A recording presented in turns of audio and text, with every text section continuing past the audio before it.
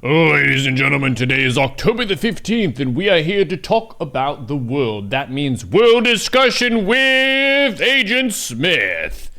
Current events, foreign policy, economics, so on and so forth. This is a living, breathing conversation, so if you have any questions for us, feel free to weigh in the Twitch chat, and if you have any scathing reviews, leave them in the YouTube comments. Without any further delays, we begin world discussion with Agent Smith. Smith. Hello. Yo. How are you? Doing pretty well. We did our first week of the new WoW Classic Wrath raid, Ice Crown Citadel, where we fight against Arthas. You might know him from Warcraft 3. But he's from HOTS, but yeah. You might know him from Heroes of the Storm. His very acclaimed video game, which dozens of people still play to this day.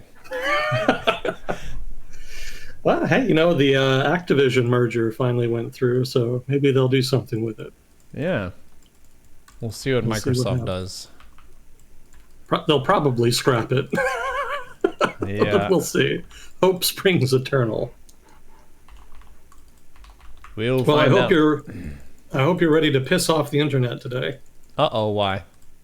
You know exactly why. Because of the Israel stuff? Yep. All right. So I know that's the biggest ticket item for today, just because of the gravity of it. And as people have asked me about it, I didn't really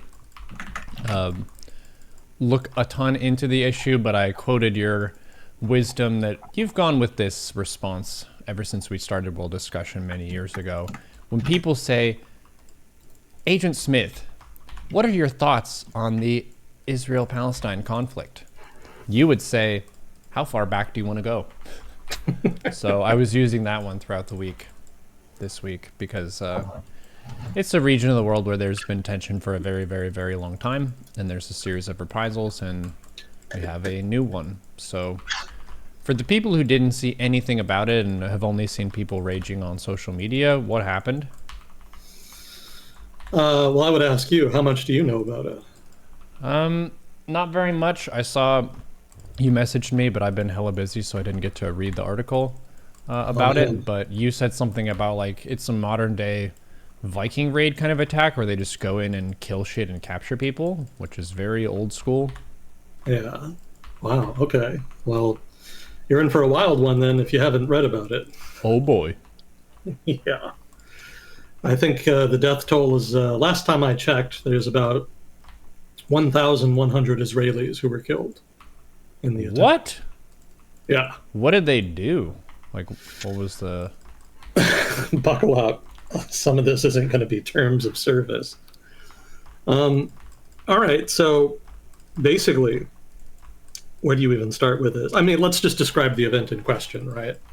Okay, so it started with rockets. This is happening in Gaza. Are you familiar with the territory of Gaza? Yeah. Yeah, Gaza Strip, tiny, very small territory. Israel pulled out of it. It's been controlled by a sort of kind of terrorist organization. It's a terrorist organization, but it does more than terrorism. It's also a de facto government and provides social services, etc. This is Hamas. So, this is Hamas, yeah. So Hamas and Israel kind of have a weird relationship. Hamas explicitly states that it wants to eradicate Israel, but it also has like zero ability to actually do that. The Israeli government kind of tolerates them, and right-wing governments in Israel have kind of used them to varying degrees. That there's a whole, I'm getting ahead of myself. There's a whole history there, but the point here is that Hamas planned an attack, and they started it with a rocket barrage, and they fired thousands of rockets into Israel. Normally, it's maybe like a couple at a time, or maybe during a big flare-up, like in 2021, they'll do a couple hundred, something like that. But this time they did, like 3,000? Maybe the number is higher, maybe it's been revised higher, but it overwhelmed the ability of Israel's defenses to intercept all of them. Normally they have a missile interception system called the Iron Dome. I've heard about that. Yeah, this really cool technology. It's pretty accurate.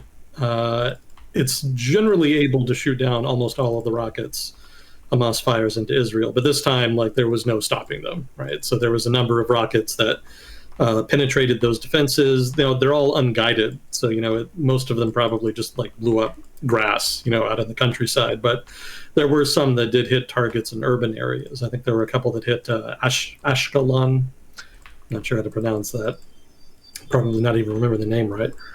So anyway, that starts off, and people immediately around Gaza, which are kind of used to that, all go to bomb shelters, which are legally required in Israel. You have to have a bomb shelter. And so people are hanging out there. Also, there was a music festival near Gaza, which is a weird place to have a music festival, by the way, but it was not like a really organized thing. It was one of those sort of raves that they kind of try to keep secret until the last moment. They literally only texted all of the people who had tickets where it was going to be a couple hours before they started the music festival. Yep. Yeah, so it was one of those things. So it just kind of popped up, and it happened to be happening, the same day. So those people did not go to bomb shelters. Obviously, they were kind of out in the open, and a lot of people didn't even know there were rockets coming because they were out in the countryside. So they just kind of chilled and continued on as they were. So at first, people just assumed, okay, just standard rocket attack, whatever. But then what happened is that Hamas staged a concentrated attack on the border fence. For those of you who don't know, Israel constructed a barrier all along its border with the Palestinian territories. They did that way back around early aughts during the Second Intifada in order to stop suicide bombers from infiltrating into Israel. And they bolstered those defenses over time, and it was kind of assumed, that Israel was pretty much safe. Rockets, sure, but nobody thought that any jihadi organization or radical Palestinian of any kind would be able to significantly perforate that barrier and get through. Maybe a couple through tunnels or something like that. That happened once or twice over the past 10 years, but nothing substantive. But that's exactly what happened. Hamas was able to blow a hole in the barrier and just pour, several hundred of their people through. And part of the reason they were able to do that, there's a couple explanations that I've read. And, it's still like the first, week or two since the attack happened. So I'm sure there will be more investigation, more research and whatnot. But the other part of one of the two early explanations I've seen is that a lot of the IDF was on holiday. I don't know the specific Jewish holiday, but a lot of the people apparently had kind of gone home or just were otherwise. People who would normally be, manning the fortifications along the Gaza Strip were not there. So they were thin on the ground, thinner than usual. And the other explanation I read is that a disproportionate share of the IDF had been redeployed to the West Bank, specifically because of an upsurge in violence there. There's been ongoing intermittent violent attacks in the West Bank that have been escalating over the past couple of years, owing to disagreements and disputes regarding the Al-Aqsa Mosque, Jerusalem, etc. We talked about some of them in 2021, the last time there was a war in Gaza. So the IDF was kind of caught off balance and unprepared, basically. And so that created room. Also, trivia for you, the attack happened on the 50th anniversary of the initiation of the Yom Kippur War in 1973. Which happened under similar circumstances where Arab armies launched a surprise attack on Israel that Israel was unprepared for because it happened during a Jewish holiday, I think called Yom Kippur, hence the name of the war. And the IDF almost was overwhelmed in that case because of that. So something similar happened here. Basically they were just unprepared, and because Hamas was able to concentrate their forces in just a handful of places, I think 4 locations along the barrier, they were able to overwhelm the defenses and pour through. Yeah, there was a video of at least one IDF outpost that had been overrun, and pretty much everybody inside had been either killed or captured. And it was pretty wild to see just Hamas militants kind of running around an IDF base, but that's what happened. They also used new technology. They used drones in order to try to disable some of the automated defensive systems. The Israelis set up automated machine gun positions along different parts of the border, and Hamas has released footage of some of their drones dropping explosives on top of those and disabling them. They've also got footage of them using drones to disable Merkava tanks, which is the main battle tank that the IDF uses. They had, in addition to fixed defensive positions, the IDF also stations tanks, along the border. as a further defensive measure. But a number of those were apparently disabled and destroyed, also by drones.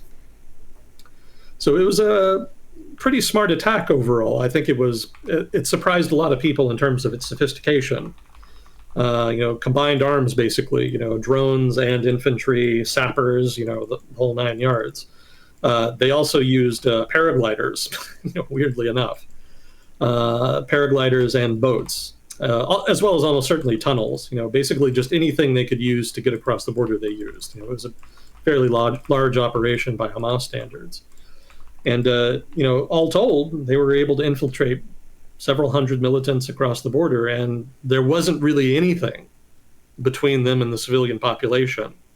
And so they just went apeshit. They went into communities, small communities, rural farms, kibbutzes, the communes along in the area. And they made it, I think, to the town of Sderot as well. And I think I've also read that they made it to the outskirts of the city of Ashkelon. And they pretty much just either killed or captured everybody they found, right? Because there just wasn't any substantive IDF presence there. The most resistance they faced was either from police or from local militia. And the result was a massacre. They just murdered just shit tons of people. They literally would go into houses and kill people they found, or they would go into bomb shelters where, again, people were hiding because, they had been alerted about the rocket barrage, and it's just normal to just, take shelter during those. So they knew a lot of people would be in the bomb shelters, and so that's where they went. And they tried to break in, and wherever they were able to get in, they would just kill everybody inside.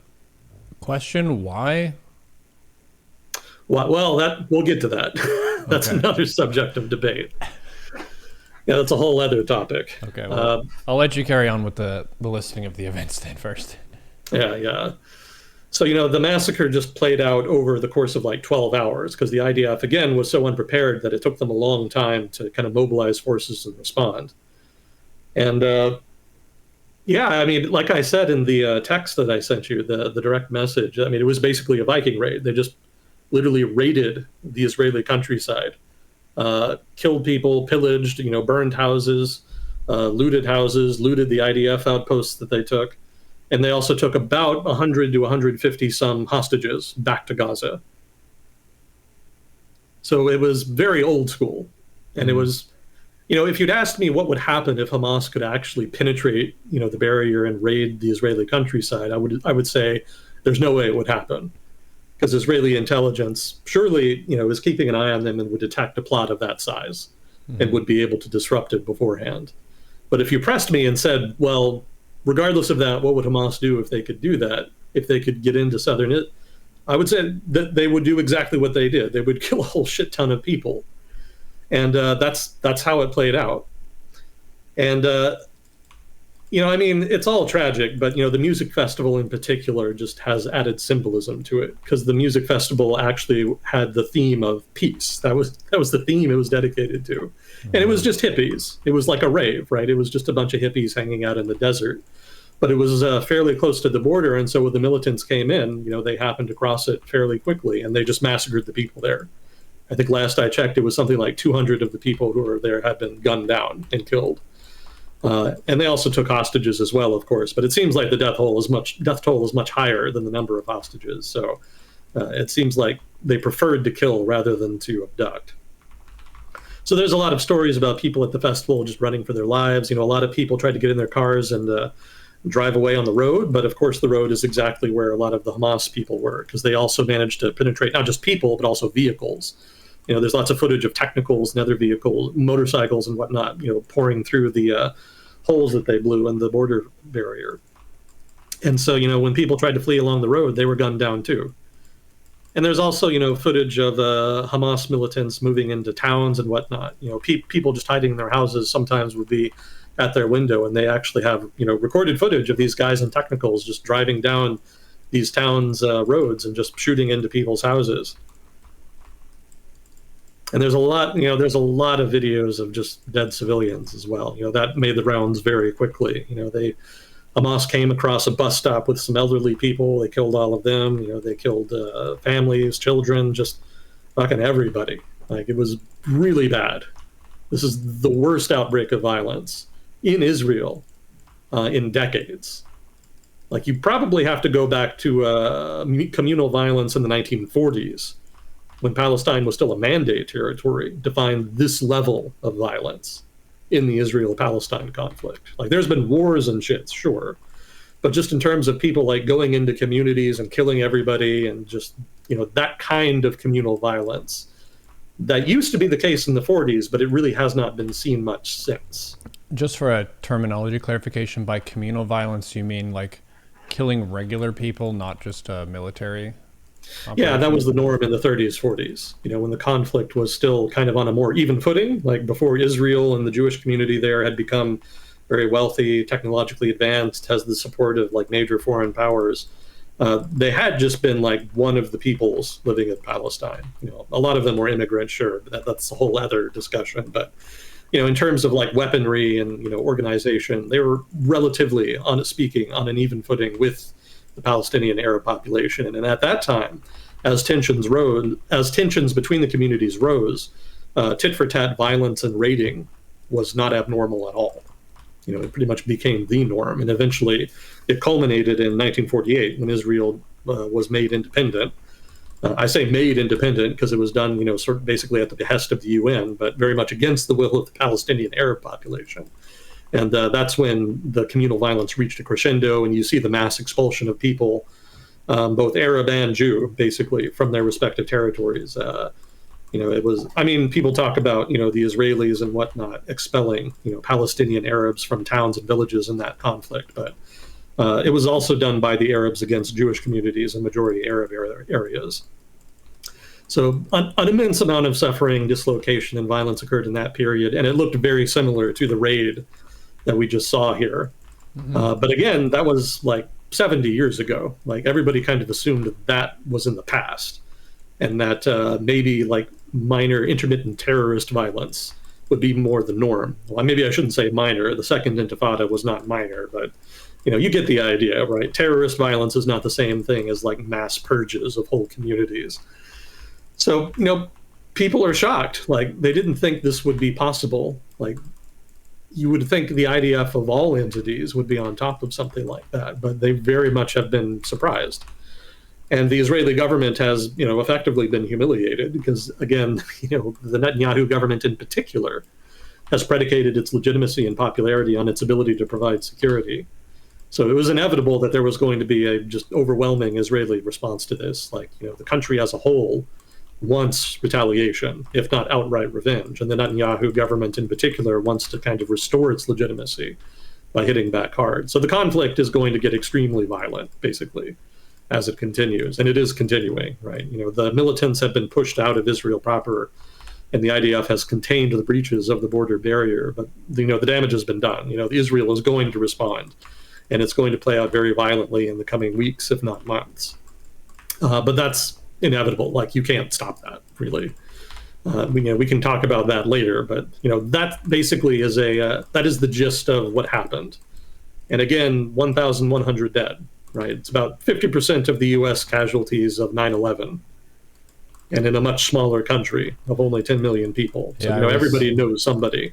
I was just thinking about 9/11 as a reference, actually, just for the purpose of understanding the anger that the Israeli people must feel just by the death toll, and then also the very brutal way that the violence was done. Because I think people have a lot more just emotional tolerance of, oh yeah, these countries have conflict with each other, and there was a military operation where some of their military dudes killed some of someone else's military dudes. But when you have military dudes killing civilians, that's a lot darker, which we have the overlap there with 9/11 of they hit a trade center building, which was not a military target, and it definitely made us feel like we were attacked in a very uncool, like old school brutal way. So they probably feel fairly similar to that and want some payback. But that's kind of the thing that Chad has been saying today too, is this is payback for payback for payback for payback for payback, and you have to go back super far to kind of see how this the all full context of the Israel-Palestine conflict is necessary in order to really understand how we got to this point in particular. It's not happening in a vacuum. You know, that's correct. But I just wanted to emphasize in describing the attack just how brutal it was and why it's so unusual and shocking, even for a region where, violence is not unusual, right? In particular, shocking violence. So, it's disrupted some of the status quo in that sense. And, that's something to keep in mind, as we talk about it further. But that gets into why the attack happened. And so we can get into that. So why did Hamas do this? And, I was talking to Moss earlier, and, I've been reading a lot, and people seem a little confused as to why Hamas would do this. Like, don't they know that Israel is going to retaliate? Don't they know that Israel has way more ability to inflict pain on, Gaza and Hamas than vice versa? Like, surely they knew that they were going to get the worst of this. And to that I would say yes, but that's also irrelevant. The Palestinians always get the worst of it, and there's no way they cannot get the worst of it given their weak position. Asking Palestinians to, wage resistance of whatever kind against Israel without imperiling civilians and without taking disproportionate casualties is tantamount to telling them not to do anything, which isn't, realistic. Like, invariably, resistance is going to continue. The issue of Israel, Palestine, and the land being disputed is just too hot an issue for anybody to realistically expect people to stop mobilizing against their opponent. In this case, we're talking about Palestinians, so they see the Israeli government as an implacable opponent that wants the land above all else and will lie, cheat, and steal, however necessary, in order to get it. And, they do have some good arguments in that vein. But that's, again, a whole other conversation. Again, it's been tit for tat violence for almost 100 years. If you want to explain one, you have to explain pretty much all of them, and that's such a very tall order. But long story short, this particular iteration of the ritual bloodletting between Israelis and Palestinians probably has to do with the Saudi rapprochement with the Israeli government. I've kind of mentioned it a couple times over the last couple episodes we've done this, or segments, that Saudi Arabia and Israel are negotiating a kind of peace treaty. They're already at peace, but it has more to do with recognitions. The Saudis do not actually recognize Israel as an independent state, and they kind of had a very uncomfortable status quo in which Saudi Arabia kind of sort of technically backs the Palestinians in the conflict and wants Israel to disappear, but also doesn't really care enough to actually do anything of substance to pursue that nominal foreign policy that they have in place. And of course, the Israelis, and also Washington, for that matter, wants to change that. They would prefer that relations be normalized.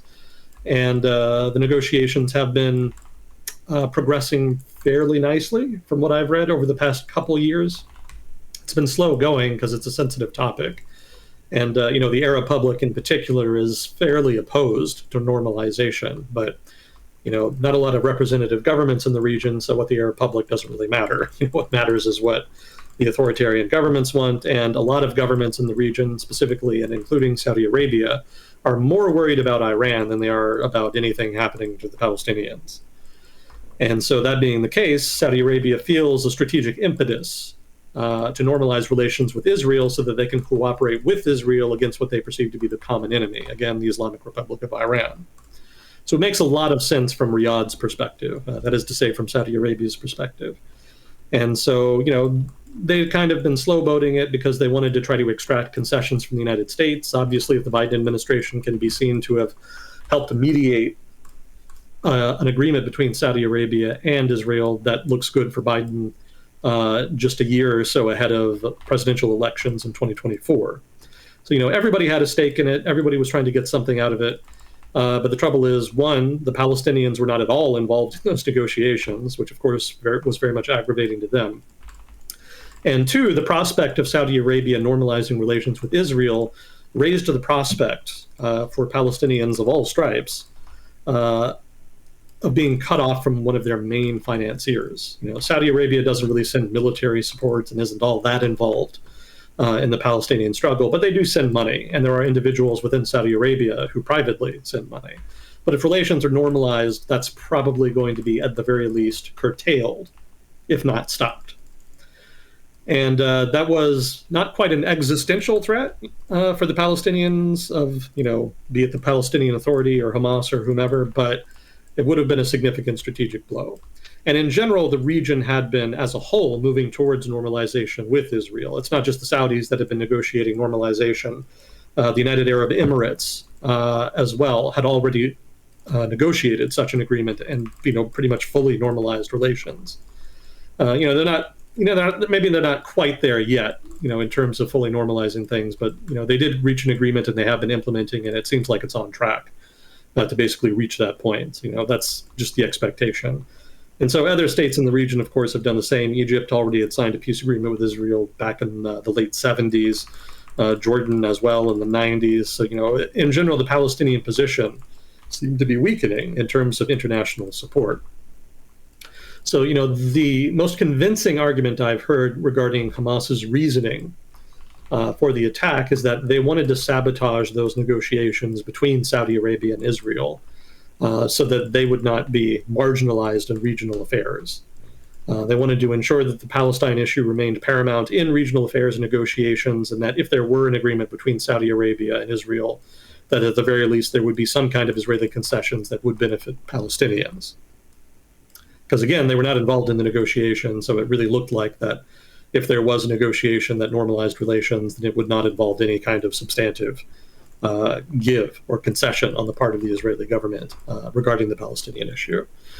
And that if that has been the goal, they've been fairly successful. The negotiations have been temporarily canceled, and it's not clear when they'll start up again. And so also, world media is once again paying attention to the issue, and the Arab public in general has in particular supported the Palestinians and will probably become much more viscerally supported as the Israeli retaliation plays out. That's also likely part of Hamas's calculus. Video of the IDF bombing targets in Gaza, dead children, whatnot, that all feeds pro-Palestinian sentiment and helps mobilize that sentiment against efforts by governments in the region to normalize relations with Israel. And all of that is more or less to the benefit of the Palestinian cause. I don't think that plan is going to work. To kind of give some meta commentary here, I mean, the strategic impetus facing Saudi Arabia and other Gulf states to normalize relations with Israel, to focus on Iran, is too great for the Palestinian issue to block it. So I suspect that at most, what Hamas has accomplished here is to just delay the talks by maybe 6 months to a year, something like that. I don't think the Saudis are going to renew the talks while the IDF is bombing Gaza. That's probably too much to ask. But if we assume that the operation lasts for a couple weeks, maybe months, after it's completed, then the Saudis will probably wait another month or two until it's out of the headlines, and then they'll start up again. And I would also, speculate that they may not even have really stopped negotiating. They may have just started doing it secretly. The Saudi government technically released statements saying that they ascribed blame for the incident on the Israeli government. They say that the Israeli government's conduct over the course of the Israel-Palestine conflict is responsible for all of the violence happening, and that blame lies with them. But that's almost certainly just a fig leaf. They don't really care about the conflict that much. And so they're probably just covering their asses and trying to deflect pressure from the Arab street, the Arab public. Even authoritarian states will give some credence to popular sentiment in order to preserve some measure of legitimacy. So the Saudis have done that, but, again, they're almost certainly still going to continue negotiations at some point if they aren't already.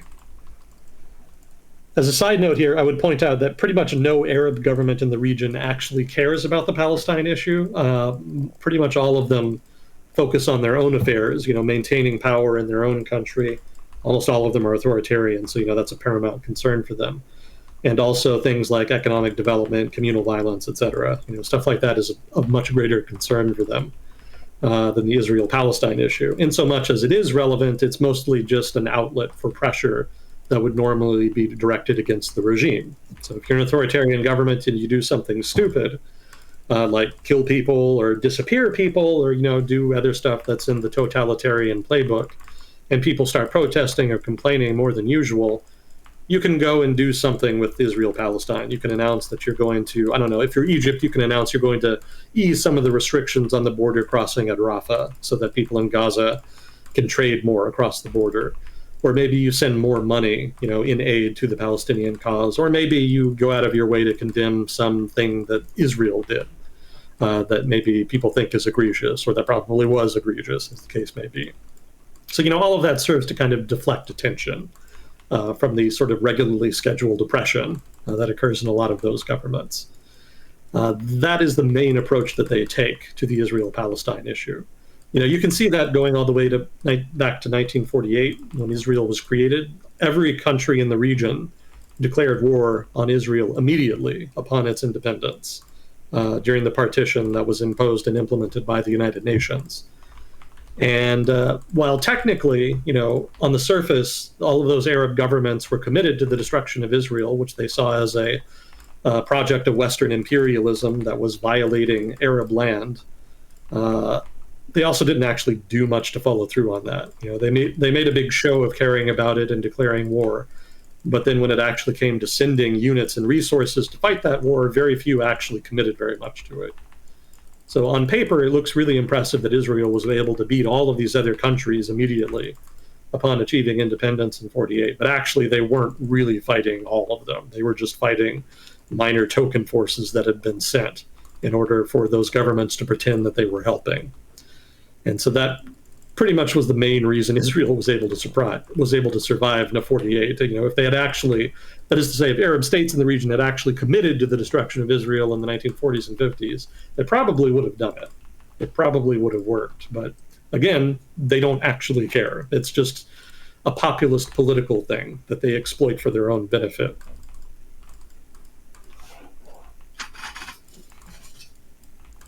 You can also see some of that in terms of the treatment of Palestinian refugees. Lots of refugees came out of Palestine and were looking for, places to stay, looking for aid, et cetera. Refugee camps were constructed in places like Jordan, especially, and to a lesser degree, Lebanon. But those countries pretty much never normalized their status. They were supposed to not only give them aid, but allow them to work and otherwise kind of integrate. But the attitude of those governments was that they were temporary refugees, and that eventually that they would go back where they came from. And, there's a couple reasons they did that. One is that it's never popular to have a flood of refugees in that kind of distorts labor markets, drives down wages, et cetera. So, there's a populist element to it there. You can see that, everywhere right now. The past 10 years has seen that in spades. But there was also the legal argument, which is that if they let them stay and let them integrate, then eventually they're just never going to go back, right? If you want Palestinians to resettle the land that they lost, letting them integrate makes that less likely, not more likely, since then there's not as much impetus to go home. And also, keeping them as refugees allows them to stay visible so that you can put more pressure on Israel to accept them back as a humanitarian measure, which of course was never going to work. But things that aren't going to work are frequently tried in the Middle East over and over again. So that's not that surprising. So that was probably the logic and reasoning behind the attack. It was probably an effort to sabotage the negotiations between Saudi Arabia and Israel. And I don't think even Hamas itself really expects it to work that well. I think they just thought they had to do something and then made a play. I don't know, probably most of you are American and know what a Hail Mary pass is. But for those of you, sports. So for those of you who do not know, a Hail Mary pass is a high-risk, high-reward play that is made in football. Basically, it's like a really long pass that is relatively easy to intercept or otherwise disrupt. So it's the kind of thing that you generally only do if you're either very skilled or very desperate. So that's probably what Hamas was doing here. They knew that it probably would not work, but they didn't really feel they had other options, and so they went with this. And that might sound exceedingly brutal and heartless because they killed lots of people, including pretty much all of them civilians. And of course, that doesn't even consider the inevitable number of civilians in Gaza that are going to be killed in the retaliation. But keep in mind, when you're dealing with radical resistance organizations like this, or I would point out with settler parties in Israel who actually have much the same perspective on the conflict, casualties don't really matter. Death, destruction, torture, all of that is just sort of part of the game. I kind of talked about this in 21 during the last, outbreak of violence, but The conflict and the violence in the conflict has basically been institutionalized. Like, it's just been internalized by all factions. And at this point, violence is basically just a form of currency that is used to trade for stuff. If you can get hostage, if you're Hamas and you can get hostages, you can trade them for, prisoners that are held by Israel. That was probably another impetus to the raid. The more hostages they get, the more of their people that they can get out of Israeli jail. And from Israel's perspective, the violence has political advantages and benefits to certain political parties, specifically the settler parties. Probably nobody in Israel can be said to really benefit from violence like this, except the settler parties, which paint the Palestinians as basically third world barbarians who are never going to make peace with Israel and who will always try to kill them. So that narrative has a lot of currency right now, as you can imagine. And so that's going to be much to the benefit of those parties, which are now going to probably have relatively more support, not less, for their efforts to displace Palestinians in the West Bank, where basically de facto expansionism is an ongoing process, if not outright policy on the part of the current government.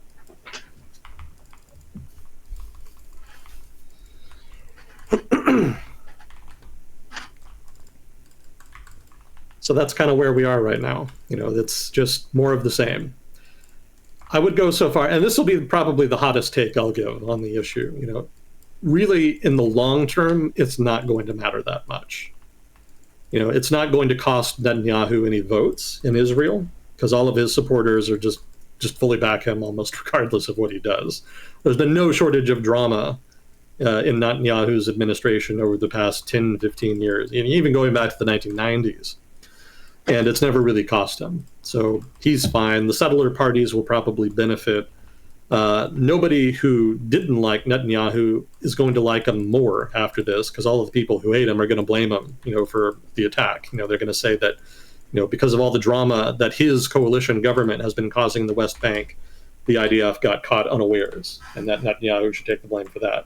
But that's not going to increase or decrease the likelihood of, some kind of change in government. That's probably set in stone at this point. And then for the Palestinians, they're not going to change anything either. Like, as much destruction as is about to happen in Gaza,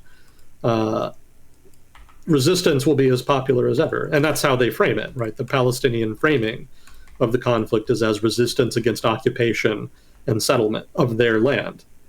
And, given that framing, there's no way in hell they're ever going to back off of that. In fact, the tighter Israel turns the screws, the worse it's going to get in terms of backlash.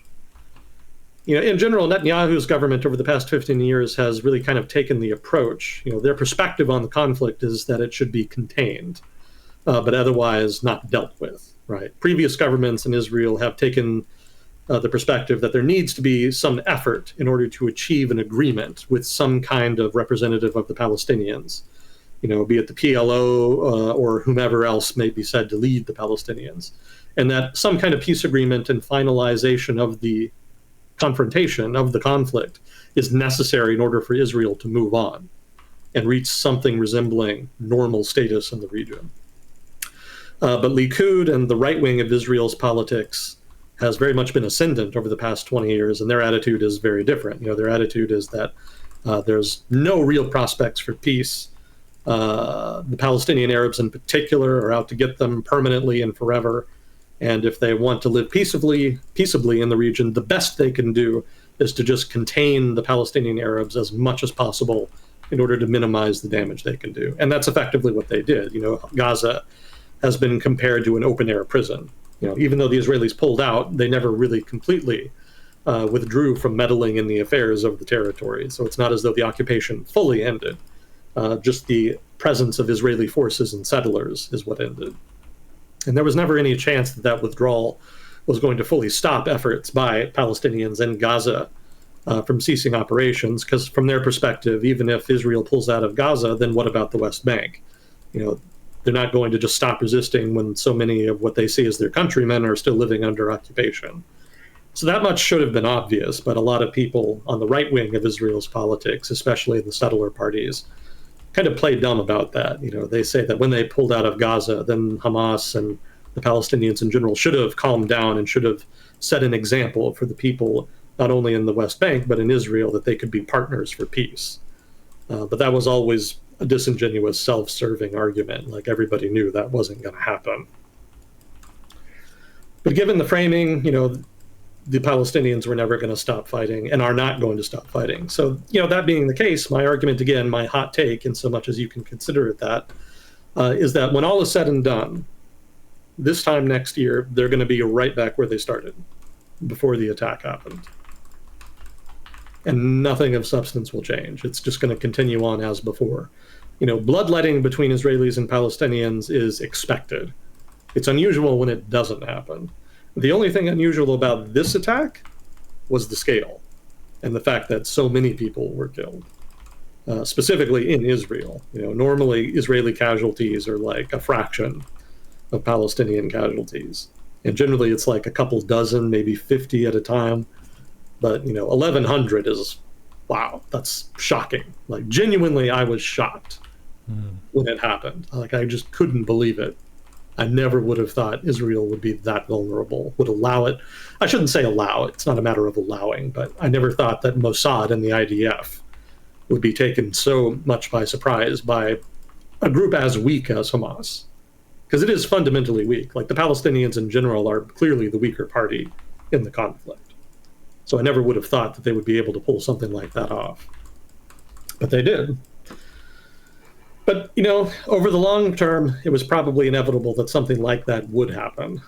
The Israeli government could contain the Palestinians semi-permanently, but invariably, long term, there was always the probability that something would go wrong and that a major attack would somehow slip through. And even if that probability was very low, over the long term, even the lowest of probabilities becomes inevitable. That's one of the reasons why people who are against nuclear proliferation argue so hard in favor of total disarmament, right? That's not particularly realistic to get rid of all nuclear weapons, but their fundamental argument is sound. And that argument is that even if the probability of a loose nuke, happening, a situation where a nuclear weapon is lost and then used by somebody illegally, to kill potentially hundreds of thousands, if not millions of people. Even if that probability is very low, over the long term, it's 100%. It's gonna happen sooner or later. And the only way to prevent it from happening is to ensure that there are nuclear weapons to be lost or stolen. So there's a similar argumentation here. Like, the Israelis can sit on the Palestinians indefinitely, but eventually, over time, there are going to be attacks that get through. Right, the baseline level of violence is going to remain non-zero as long as the conflict is running. And there is some truth to the Israeli argument that there's going to be violence no matter what.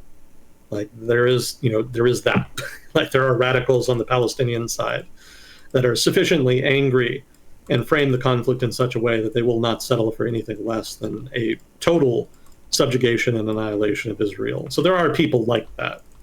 But that said, I don't think that's a majority of the Palestinian people. I think most people in Palestine would be willing to settle and reach and respect some kind of agreement with Israel.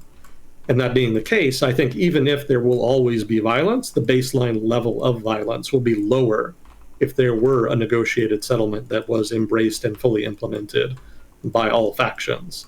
I think Netanyahu, if not Israel in general, really did itself a disservice by taking on Netanyahu's sort of fortress siege mentality. Like, they've always had a siege mentality, that's to be expected, but taking a siege mentality with regard to peace negotiations with the Palestinians in particular was very self-defeating, in my opinion, in so much as that's worth anything. But if peace negotiations had continued and if settlements had been substantively curtailed, I think the prospects for a substantive peace would have been much higher, even if it did not result in a total end of violence between Israelis and Palestinians. It would have been better than what we have now. Certainly, I would argue as much.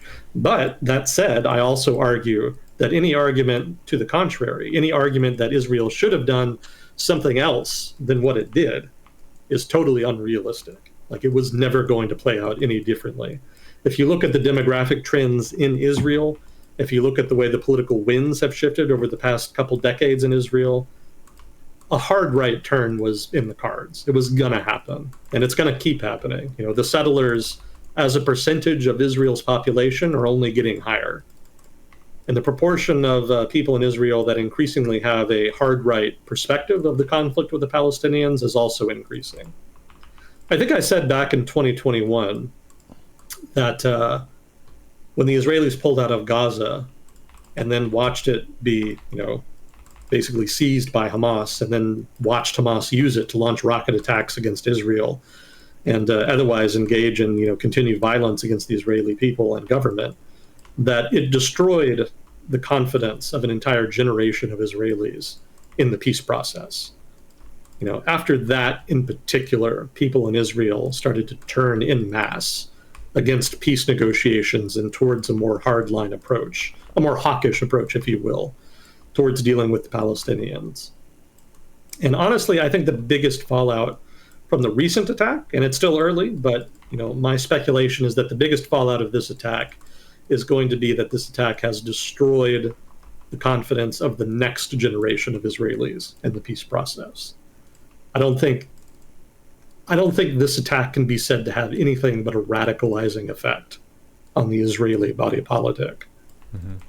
Because the far right in Israel has always said they want to kill us. That's the bottom line for them. They don't want peace. They want to kill us. They want to get rid of us.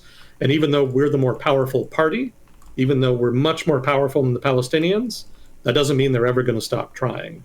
And so if we're ever going to be safe, we just have to keep our boot on their necks forever, because that's the only way this is going to work. And oh, by the way, if we manage to displace them and take all their land, then maybe eventually we'll have peace, because then there won't be any Palestinians. Brutal. That logic has always been radical, but it's gaining more and more currency over time as people have less and less confidence that there will ever be any negotiated settlement with the Palestinians. And this attack does nothing but reaffirm that perspective. So that's what I would expect to happen. I expect there to be further rightward shift in Israeli politics that's going to cement, not weaken, but cement the current status quo. And again, the status quo is a de facto acceptance and institutionalization of the violence in the conflict. It's not something that's going to go away. It's just something that they're going to manage over time. And periodically, it's going to get really bad like it did recently. It'll probably be rare, but again, it's just inevitable over time that occasionally something like that's going to happen. It's probably not going to happen soon. Again, the Mossad is probably embarrassed by this and is going to double down. And the IDF says that they're going to destroy Hamas, quote unquote, which is not going to happen. I've seen a lot of wishful magical thinking on the part of Israelis in the fallout of the attack about the IDF destroying Hamas and pushing them out of the Gaza Strip. Like, it's not going to happen, guys. I think these people must be young because I think anybody over 30 remembers the height of America's war on terror in the Middle East, especially in Iraq. And if you paid attention to the conflict, you should have come away with it with the mind that it's almost impossible to fully suppress a popular insurgency. And that's effectively what the IDF is going to face in Gaza. Like, lots of people in Gaza don't particularly like Hamas. Hamas has done plenty of things to abuse the population there. It is a fundamentally authoritarian entity. But that said, resistance against Israel is always going to be popular. Even if people don't like Hamas, there's a lot more people that are going to like the fact that Hamas was able to give a bloody nose to the Israelis. Because again, that's how they frame the conflict. For them, any amount of violence is justified against what they see as their oppressor and enemy. It would not be surprising to see, a tribal conflict in a place like Africa, where both sides would have that view. Nobody would care about it because, nobody cares about Africa, unfortunately. But people care more about it in Israel and Palestine because they kind of see the Israelis as more moral equivalent. That was an argument I saw in a documentary recently. There's kind of a double standard where the West treats Israel a little differently than they do others because they see Israelis as more like Westerners. If Israelis were more like the Middle East, if they had an authoritarian government and they had, a more explicitly tribal mindset, nobody would really care about the bloodletting. But as is, they have more of a Western outlook and institutions. And so people kind of hold them to a higher standard, which a lot of Israelis, especially on the far right, don't particularly like or appreciate. But neither here nor there. Regardless, you can expect the Palestinians to support whoever is able to fight the Israelis and shed their blood, almost regardless of context, because they see that as giving them some leverage. Again, to reiterate an earlier point, the Palestinians have virtually no leverage against Israel. So Israel can kind of get their way if they want and ignore the Palestinian issue over long stretches of time at their convenience. The only way for the Palestinians to kind of change that is basically through acts of violence. I've heard people online, in comments, on Reddit usually saying that, if Hamas is authoritarian, Hamas has refused to invest in the Gaza Strip's economy. If they had, people would be much better off. But the counter argument there is, do you really think if Hamas had done that, if Hamas embraced democracy and actually was able to substantively develop the economy in Gaza, do you think that would change anything? What about the fundamental desire for Palestinians to resist Israeli occupation? Would that change? And the answer is nothing. Like, the fundamental driver of the conflict is the land, and always has been. So long as that remains unaddressed, nothing will change. Sorry, so to reiterate, Israel, what needs to be addressed? The land. The land is the base of the conflict. That's what they're fundamentally fighting over, and that's what they've always been fighting over. So that's what has to be addressed. Is there a middle ground? No. Easy. No, there's not. I mean, there could be, right? There have been times when they were close to a negotiated settlement, right? I think the Oslo Accords in the early 90s, or the Camp David Accords in the year 2000, right? They were close to agreement.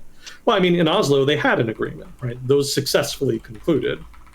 And Camp David came very close. But, in the end, ultimately, there are too many people in both Palestine and Israel who do not want a negotiated settlement in which they have to give substantive concessions to allow agreements like that to move forward. Mm-hmm. So that's what's at issue, right? There are far-right radical factions in both Palestine and Israel that are fundamentally opposed to substantive concessions. For the Palestinians, they still frame this conflict in terms of the 1930s and 20s, if not earlier, right? They see all of these people as foreigners who came to their land to settle it, occupy it, and to tear it away from them. And they want recompense, right? They want, revenge in a lot of cases. For them, this is a liberation struggle, no different than British or European in general colonialism in Africa or Southeast Asia or South Asia or the Middle East itself. For them, they're fighting a liberation struggle against that style of Western imperialism.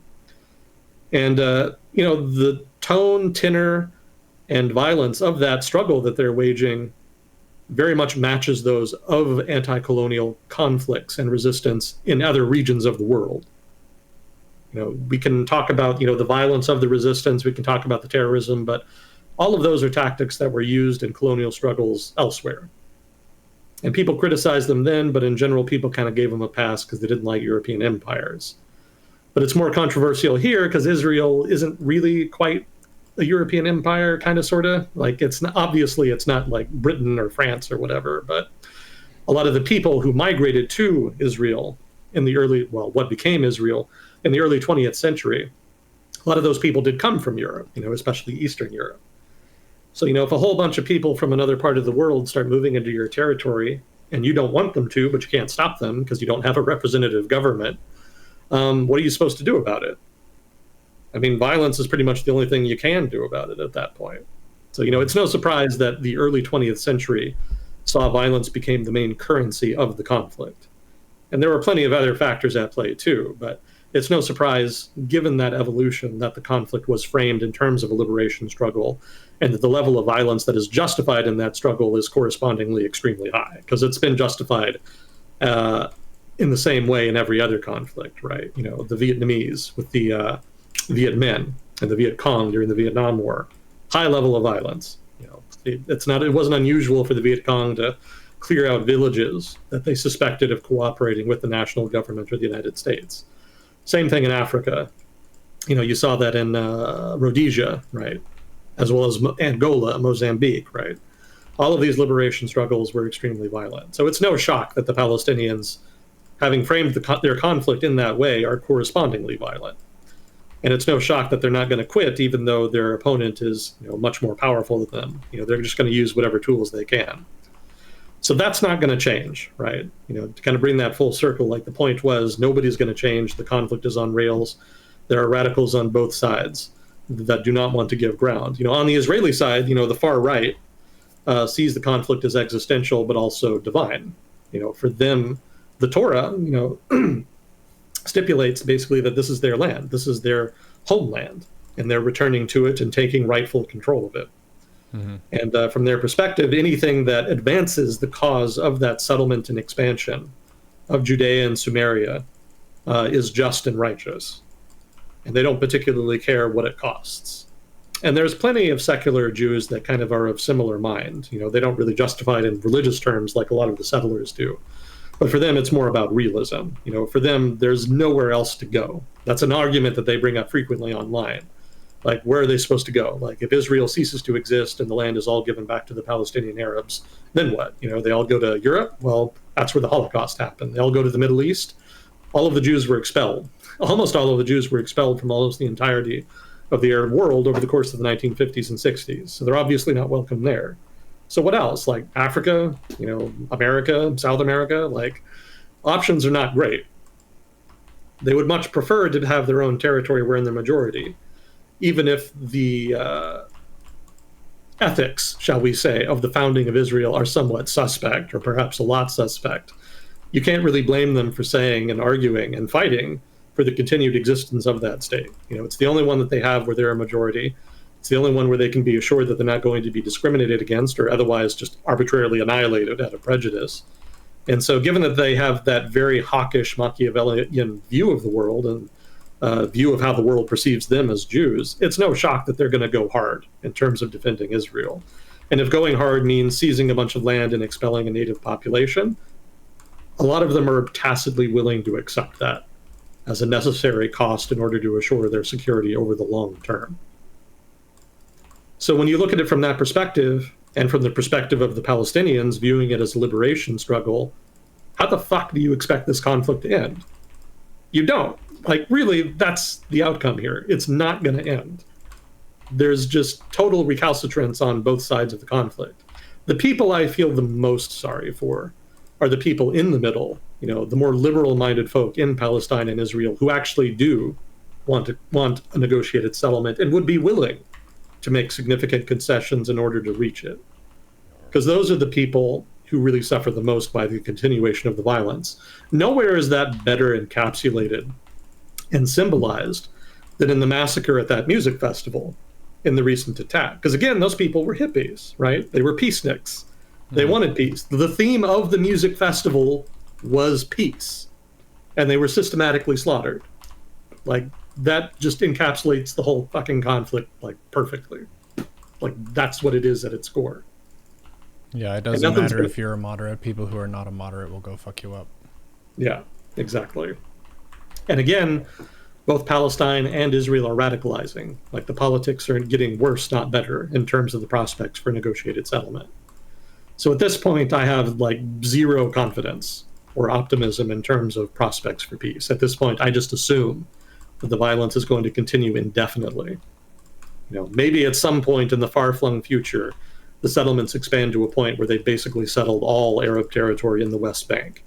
Maybe at that point there will be peace, but even that is probably optimistic. But other than that, there's really like no other track that I see being followed. Israel has the power to impose its will. It doesn't want to systematically just exterminate all of the Arabs there, but it doesn't mind taking a slow motion, local level approach towards taking more and more land.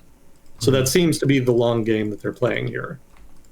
And so long as that's the case, people should expect, I'm not saying people should agree, certainly I don't want or expect anybody to justify what happened recently. Like, it's just totally egregious. You can't. It's too old school and barbaric. Yeah, it's indefensible. But that said, not in terms of justification, but in terms of expectation. In terms of expectation, we should just totally expect violence of that vein. Not of that scale, certainly not of that scale. But we can totally expect more violence. That's going to be the norm. It is the norm at this point. And that's not going to change. And, so long as that's the case, I'm not going to be surprised when violence breaks out. If there's violence of the scale that we saw recently, I will be shocked. I'm not shocked by a lot anymore. I've been following foreign events since I was in middle school. And in particular, I cut my teeth in terms of learning world events on the Second Intifada. Like, that was one of my entry points into world affairs. So, political violence is not abnormal to me. Like, I've seen some bad shit, but that recent attack, was really just wrenching. Like, it was really bad. I'm going to send you some stuff, since I know you haven't read or seen much of it. I'm going to send you a bunch of videos that I collected in order to try to just kind of paint a picture of how the conflict was being seen and perceived. And I think you'll find it, horrifying, basically. But I think it's important to understand it and to see that kind of stuff, just to fully comprehend what was happening. Anyway, without, I don't want to be like full bleeding heart. That's not why people are listening. But yeah, the violence is what I expect. And, to a degree, that is what factions in both Israel and Palestine want.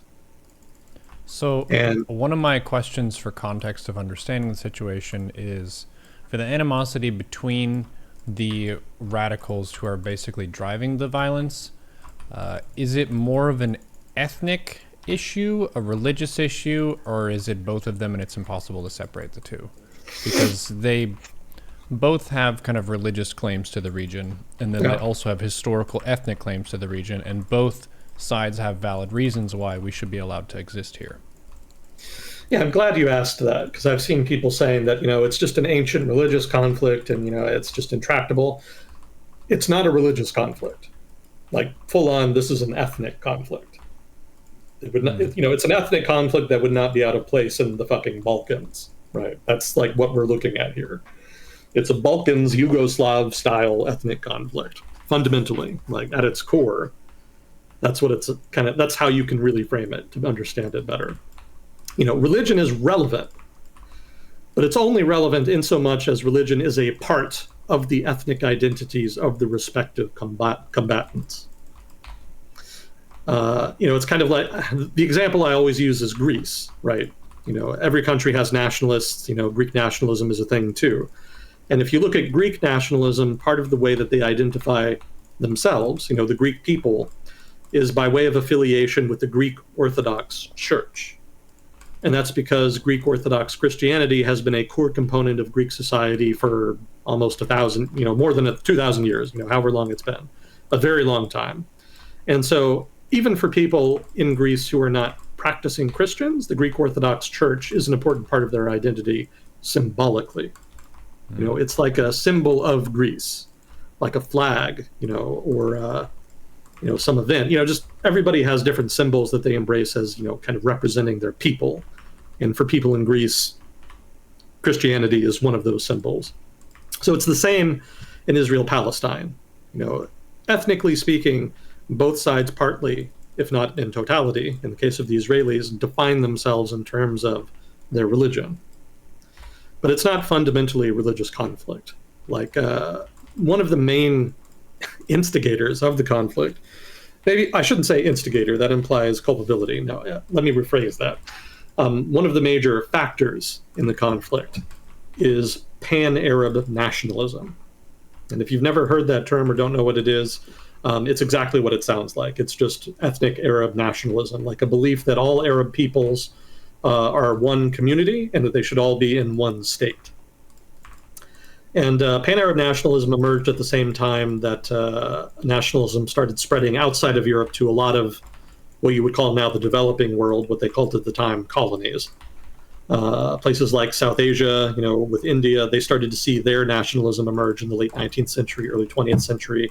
The same in places like Southeast Asia, where you saw the emergence of Vietnamese nationalism, Indonesian and nationalism, et cetera. You could go on and on. But all of these sort of colonial nationalisms emerged in the late 19th century, early 20th century.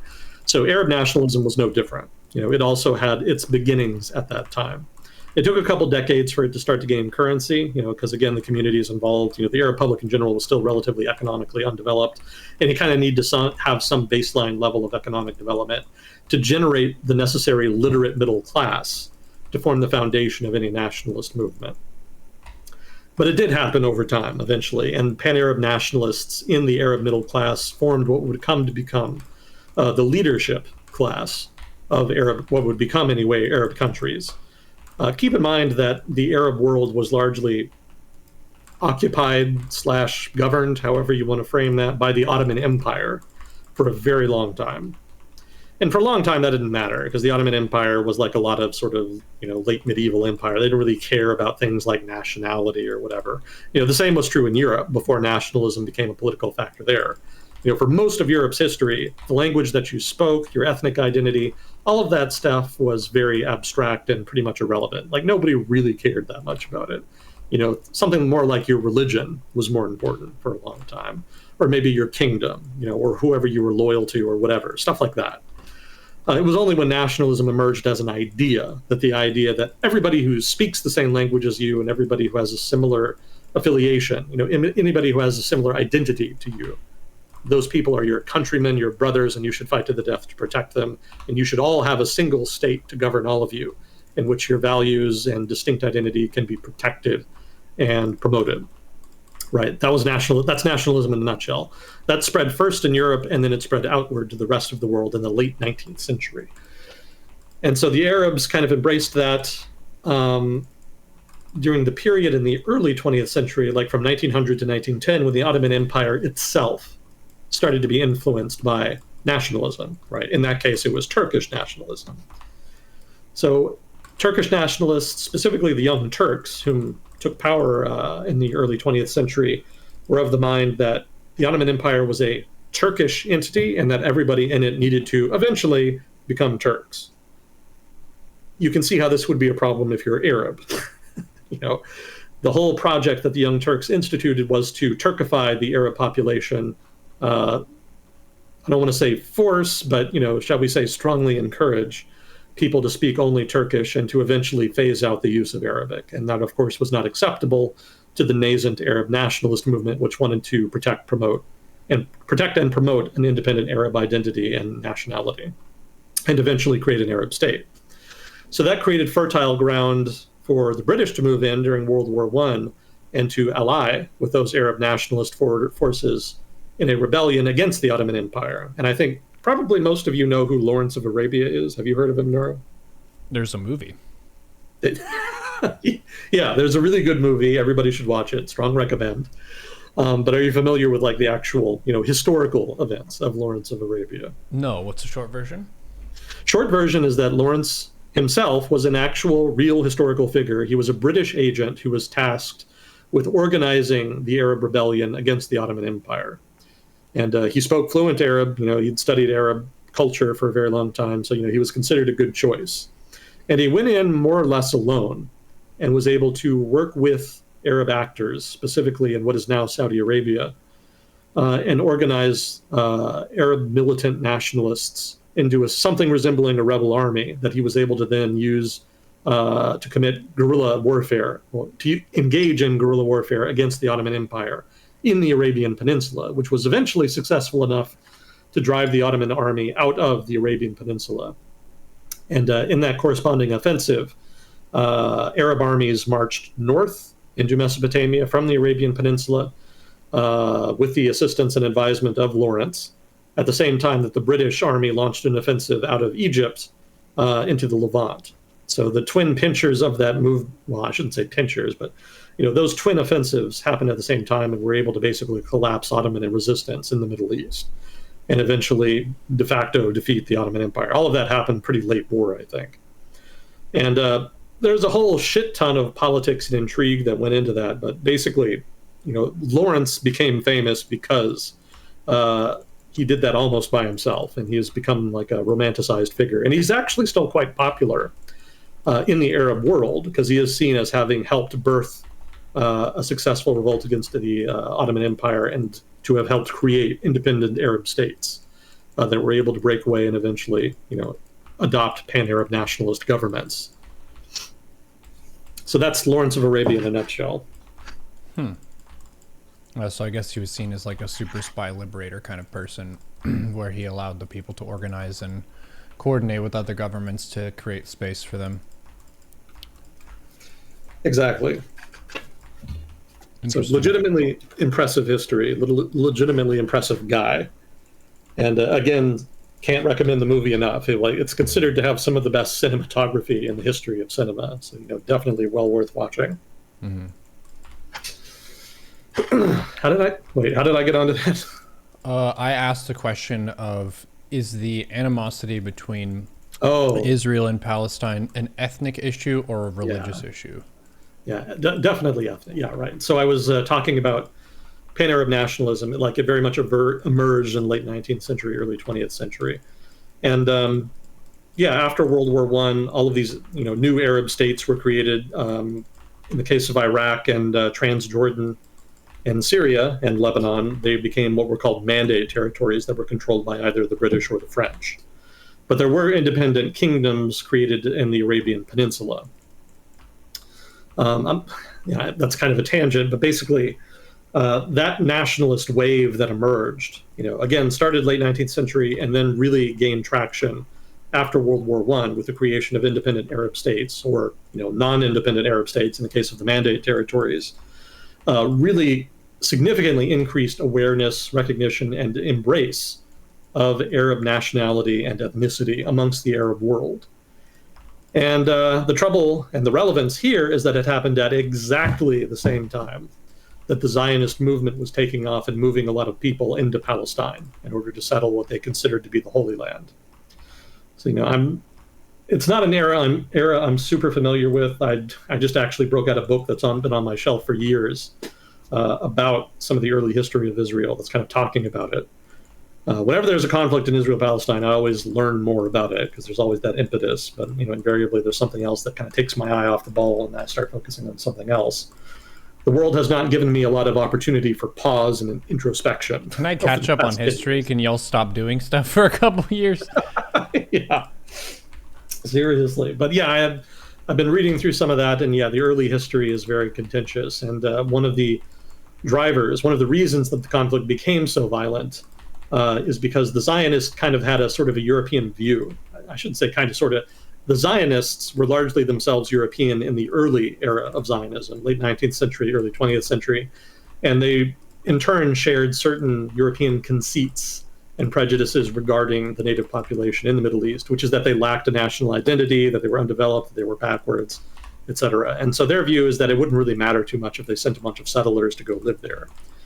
And so that movement was well underway by the time pan-Arab nationalism really started to gain currency, and a lot of people in the Arab world started looking at the mass migration of Jews into Palestine and saying, hey, these people are settling our land, because again, that's how they framed it. They framed the Arab world as our land, the land of the Arab population writ large.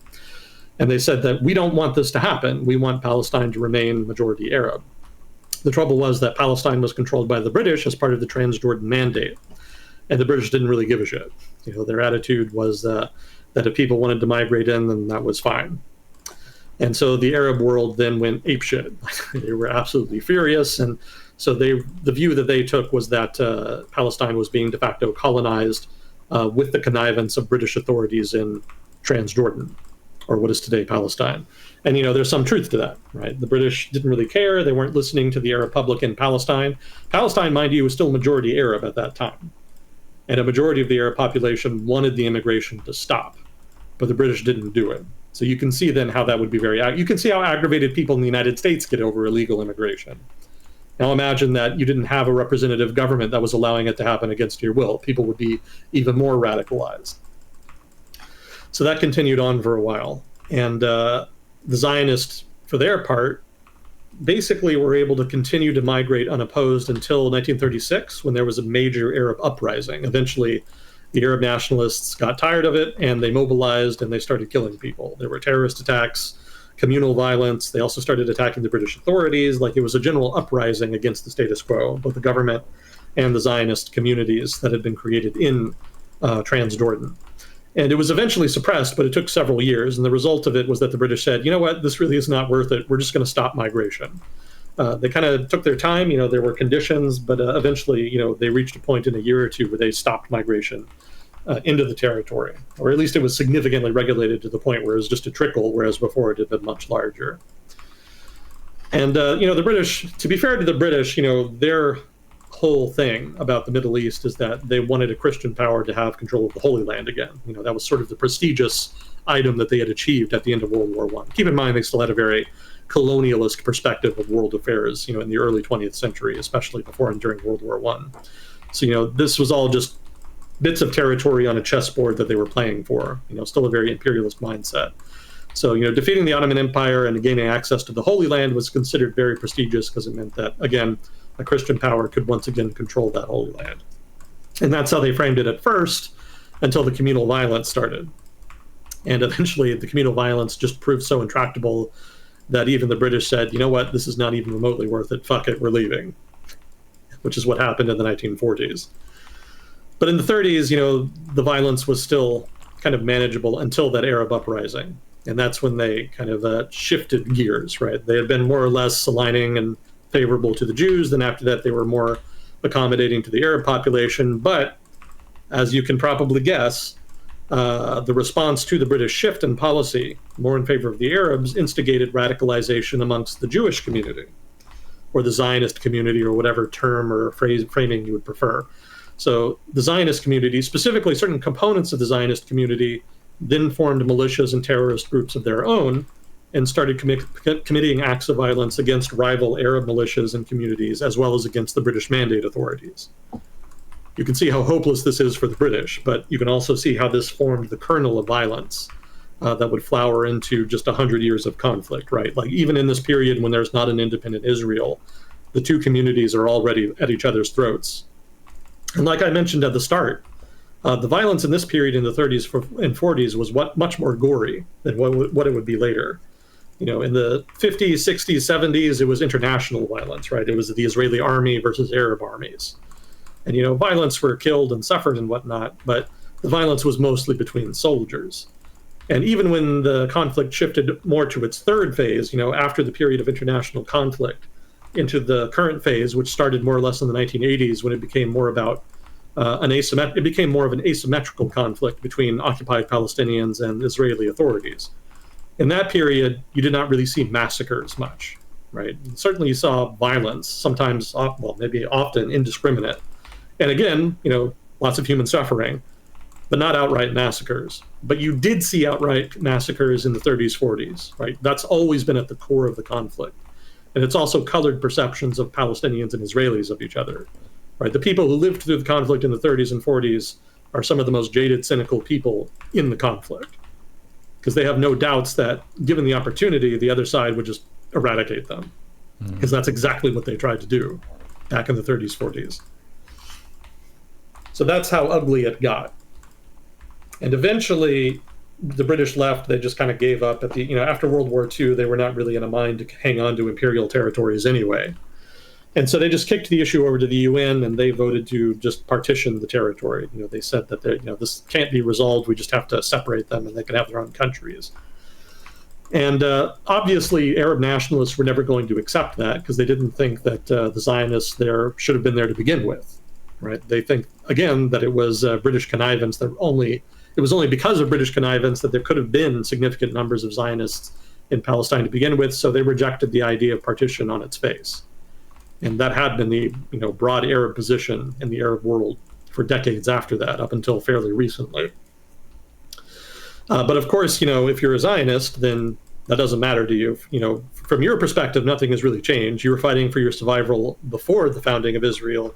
Now you're having to fight for your survival afterwards. So the fact that you have an internationally recognized state is nice, but doesn't really fundamentally change the balance of things. It's worth pointing out, too, and I learned this just recently, before...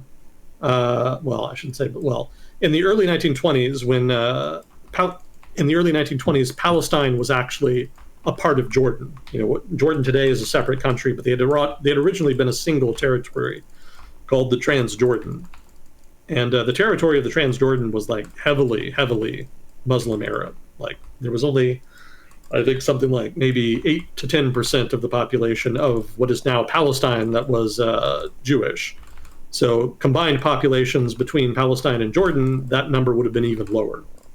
But what happened is that the Saudis, this tribe in the middle of what is now Saudi Arabia, they went to war against the leader, the tribal leader that the British had allied with during World War I, the guy that had actually worked with Lawrence of Arabia.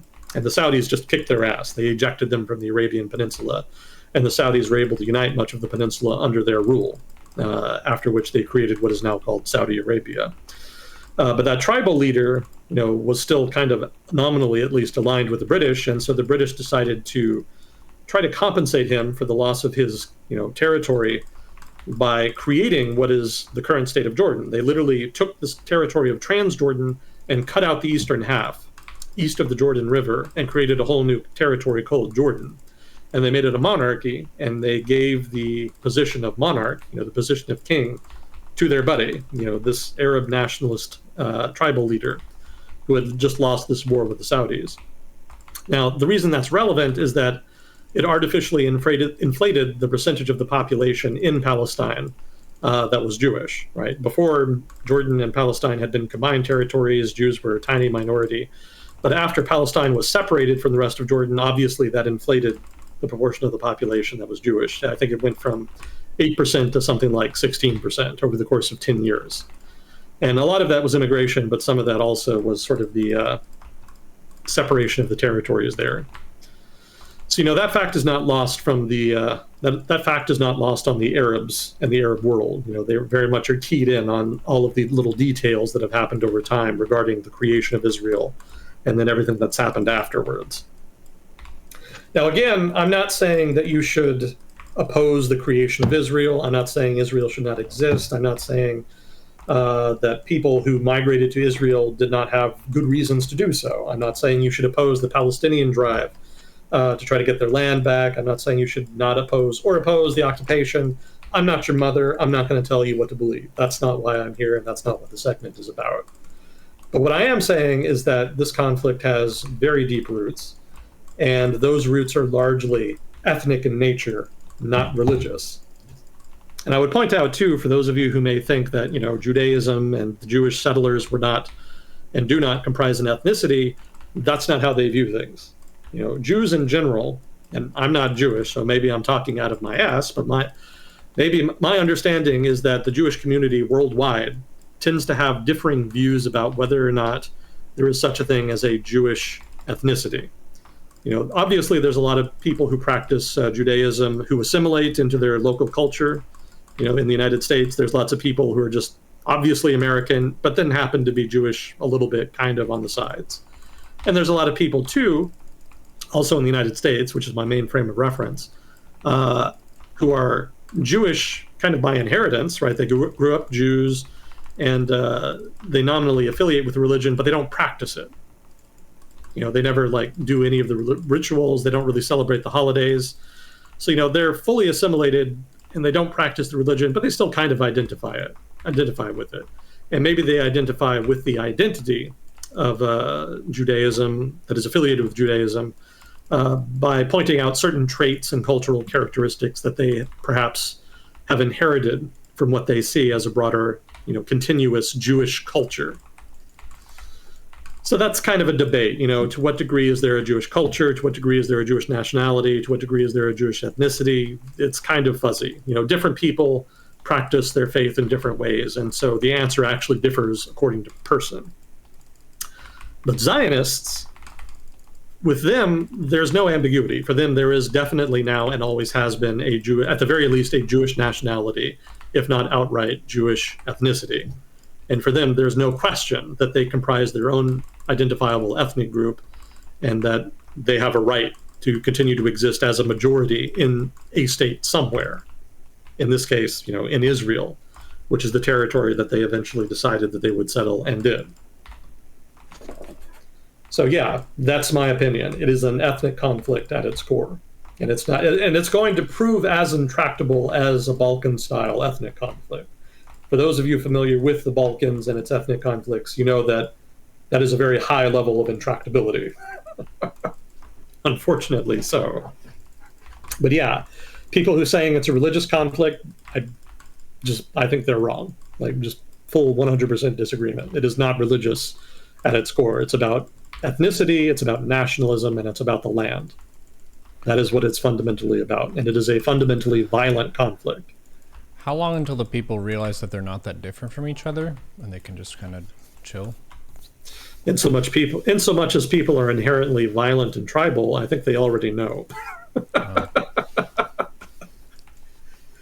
Yeah, mutual understanding does not have to and inherently imply that everybody agrees that they're fundamentally peace-loving and don't want to fight. There's always people who want to fight. Mm-hmm. And those people are very much in the driver's seat of the conflict right now. But it were otherwise. But it is not otherwise. And I'm not going to pretend like my expectations are set otherwise. Yeah, so TLDR for this whole event, heinous medieval-style violence. There's going to be more violence in response to this, and also just the scaling up of security efforts and that kind of thing for Israel and the respective parties that focus on that. So yeah, kind of tough news all the way down. Yeah, it was a rough one. But, that's just where it is. It's kind of on rails at this point. It's going to play out the way it's going to play out, and the way it's going to play out is violence. Mm-hmm. So I fully expect that the Israeli retaliation is going to kill like shit tons of people. And I don't think they're going to be fully indiscriminate in their use of force like some people are criticizing online. There's always people who say the Israeli military lies about, not using indiscriminate force. There's so many dead civilians, et cetera, et cetera. I don't really think that's accurate. I think the IDF does go out of its way to try to avoid civilian casualties. But that said, I think the overarching context is that they have discretion in how to use force, and that the Israeli government in particular has discretion in how they manage the conflict, especially given the power they hold over the Palestinians. And that casualties in that sense are avoidable in so much as different choices could have been made over the past couple decades regarding management of the conflict. And as those choices were not made, people lay the culpability and blame for the failure to make those choices on the Israeli government and on the IDF. So there's some fairness and some accuracy in that line of thinking. But in general, the outcome is going to be the same, regardless. Like, a lot of civilians are going to die, a lot of innocent people are going to die, and all of them are going to die for nothing, effectively. Because, again, like I said earlier, nothing's going to change. They're going to be back in the status quo before too long. Yeah, it's not a step forward in any useful direction. Yeah. Yeah, that was a point I was making earlier. And, to kind of drive that home, like, there's a Darwinian ratchet with regard to terrorist groups and insurgent groups. And, again, anybody paying attention to the American war on terror should know this. And I worry sometimes people forgot, like, you cannot kill your way through a problem like this. You cannot kill an idea. And, Hamas, for whatever else can be said of it, is currently the avatar for the idea of Palestinian nationalism and resistance. So if you get rid of Hamas, all that means is that they're going to be replaced by another entity that is very similar, probably worse. The Israelis themselves chased the PLO when they were still violent terrorists, and to a degree. Yeah, I guess that's debatable. Some people would say they still are. But regardless, there was a phase in the 1970s and 80s when the PLO focused a lot on terrorism. The Israelis chased them into southern Lebanon, where they were operating, and they were able to push them out. But the result of the Israeli occupation of southern Lebanon was Hezbollah, which is not an improvement on the PLO. So that's the kind of Darwinian ratchet I'm talking about. You get rid of one group, they're replaced by another, which is generally savvier, wilier, and more violent.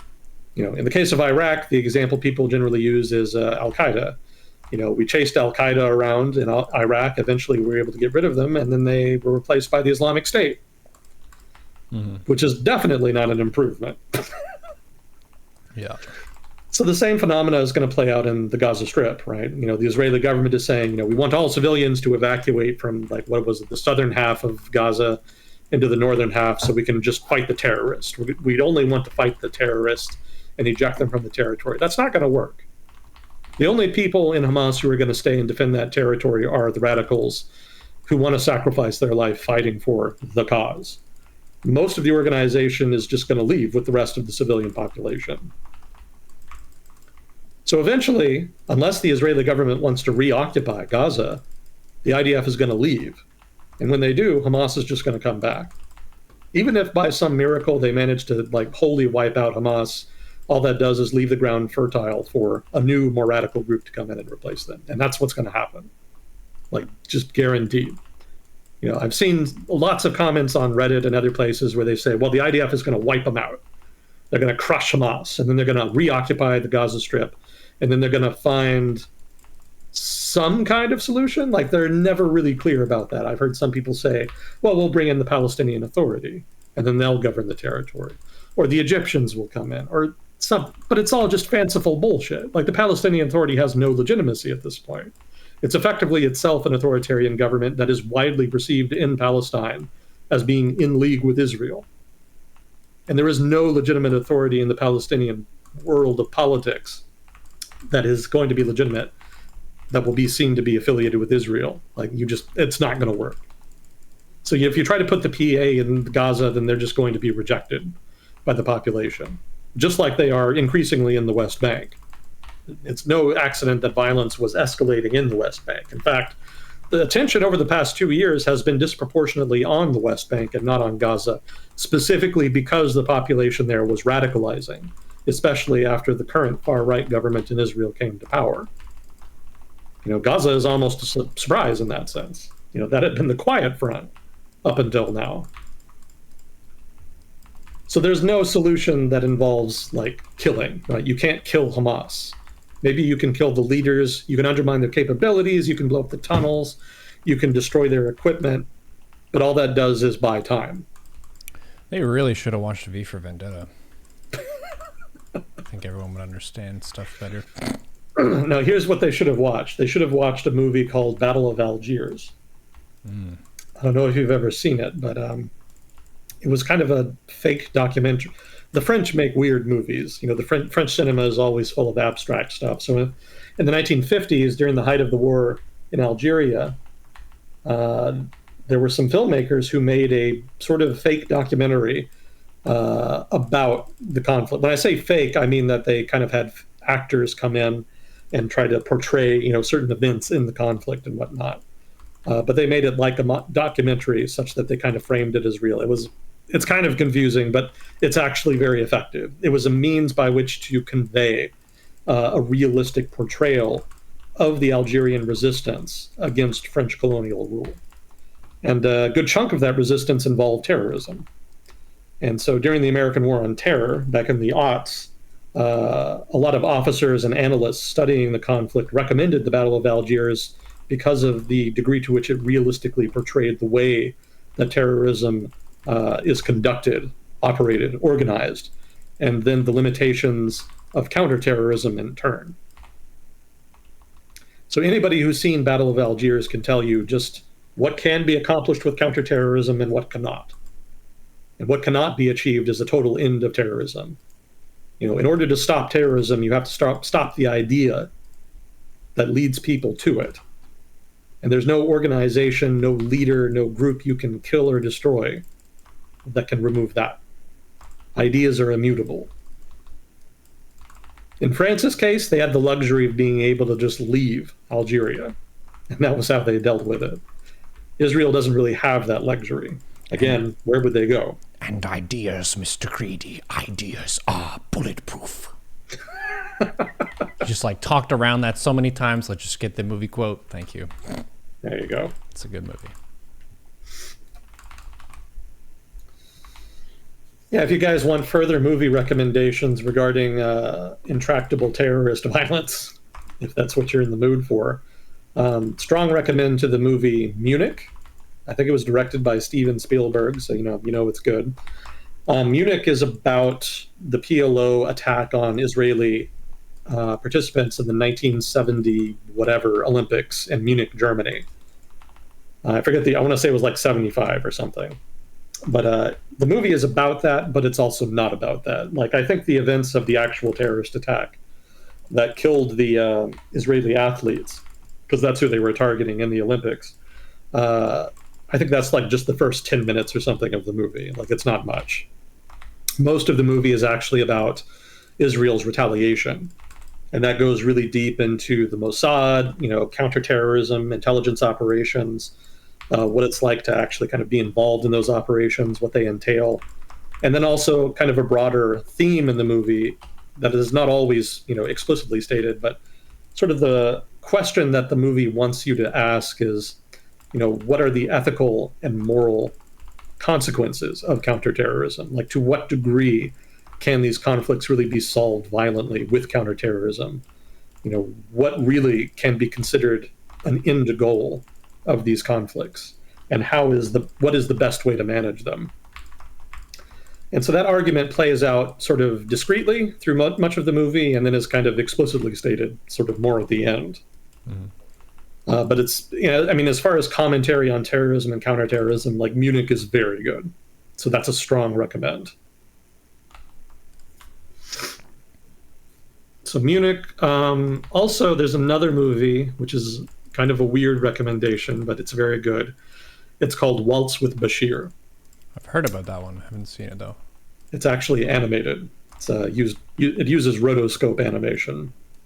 But yeah, the movie is actually an adaptation of a book, if I remember correctly, and it's about the Israeli intervention into Lebanon's civil war in the early 1980s. And it takes the perspective of one particular soldier who is remembering events that happened during the war. He was a veteran of the conflict, and so he was remembering the things that he saw, did, that the IDF saw, and did, just, it was kind of a memoir almost, in a sense. But that conflict also had a very strong similarity to American operations in places like Iraq and Afghanistan. The IDF kind of went in to displace a paramilitary organization, the PLO, but they ended up staying for like 15 years. And over the course of the conflict, a lot of their operations were counter-terror in nature, if not just general anti-guerrilla. And so that led to discussions about the cost of counterterrorism, counterinsurgency, and then also questions, politically and ethically about the necessity and effectiveness of those kinds of approaches to conflict. So Waltz with Bashir, another strong recommend in that sense.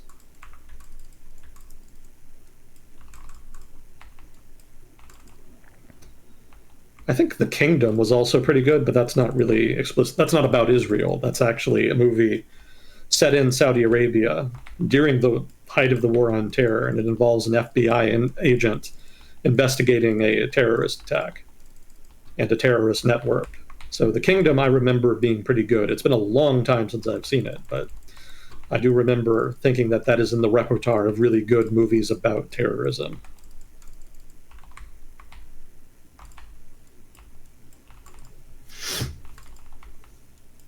To check those out.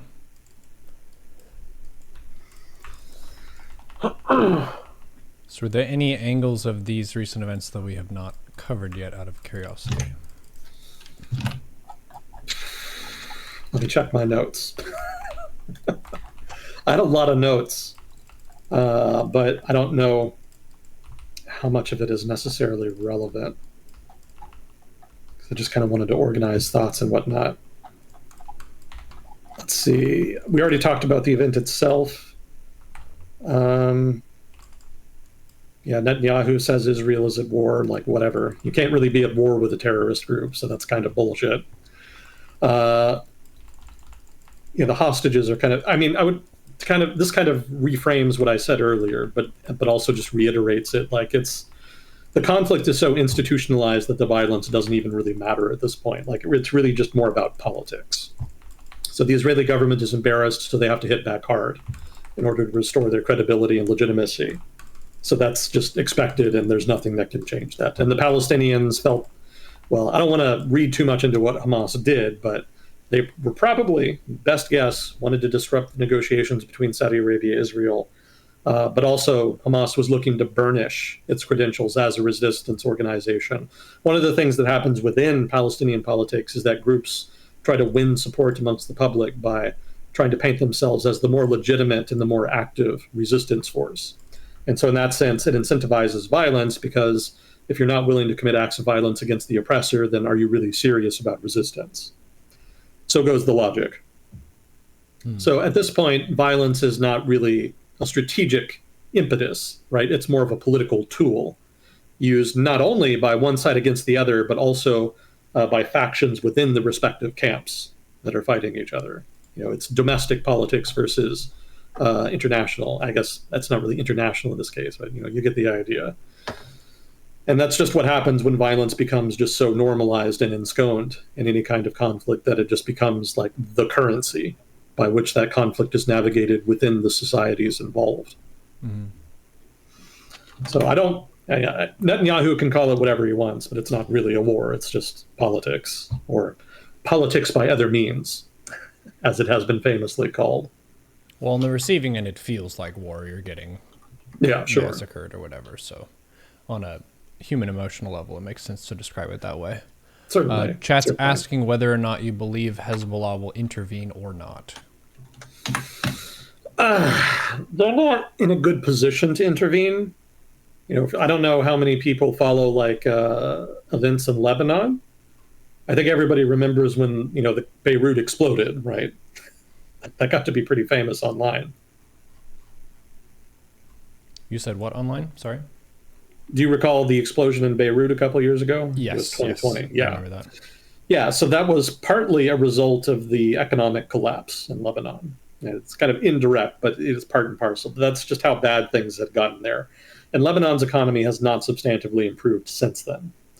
So Hezbollah gets lots of weapons and aid from Iran and, abroad, from sympathetic donors. But, the reality is that if Lebanon's economy is collapsing, then Hezbollah is under pressure because, they do derive a lot of support and funds just from the Shia Muslim community in southern Lebanon. And so if the economy is hurting, then they're hurting.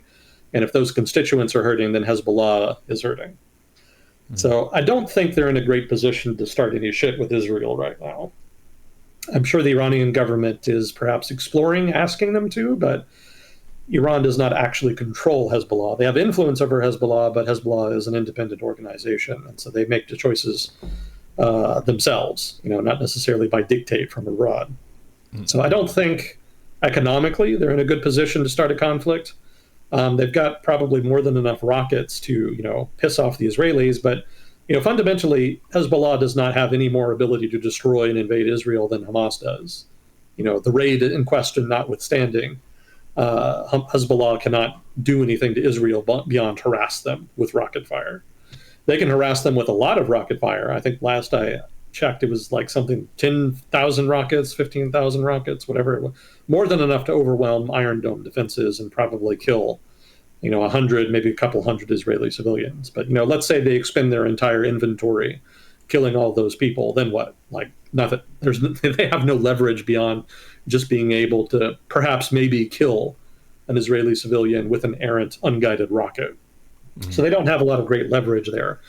And from what I've read, the Iranian government would rather they preserve their rocket inventory in any case because they want to use that as deterrence against Israel potentially launching airstrikes against them, targeting their nuclear program. So there's good reason for Hezbollah not to do anything here. There's been a couple incidences on the border, but there's nothing of substance. They could do a lot more if they wanted to.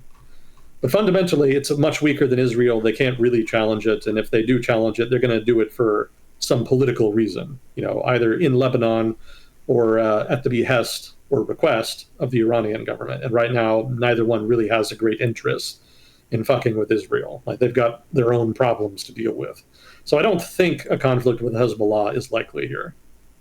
I'm sure there's pressure in the Arab community, especially in Lebanon, to do something to help the Palestinian Arabs. But, the reality is that organizations like Hezbollah are not really any different than authoritarian governments in the region, in so much as they don't really care about the conflict, beyond the conflict's utility as a political tool by which to extract political support, legitimacy, and by extension, money, which is always a major motivation for conflicts. Related question, do you think there's a larger global threat to peace if Iran gets involved? Does that lead to Russia being in and a new Cold War starting up? No. No, it's fundamentally a regional conflict. And again, it's not one most Arab states fundamentally care about. It's not even one the Iranian government cares about. Again, the Iranian government sees itself as has set as a goal for itself changing the status quo in the Middle East in terms of order. Right now, it's largely an American-imposed order. And a lot of people in the Arab world don't like that. A lot of people in the Muslim world generally don't like that. And the Iranian government sees the Palestinian conflict as one way to change that order, because obviously the United States backs Israel, which a lot of people don't like. And in so much as Arab governments don't take it seriously and don't do anything about it, that opens the door somewhat for the Iranian government to try to paint themselves as the true representatives of the Muslim world and Muslim opinion and Muslim opposition to what is seen as Israeli and Western imperialism. And so that's the main reason that they give weapons and money to groups like Hezbollah and Hamas. They don't actually care about Israel. They don't even really care about destroying Israel. For them, it's just politics. They want to build their credentials and political capital in the Arab world. Opposing Israel is a way to do that. So almost by default, they just give weapons and money to these groups.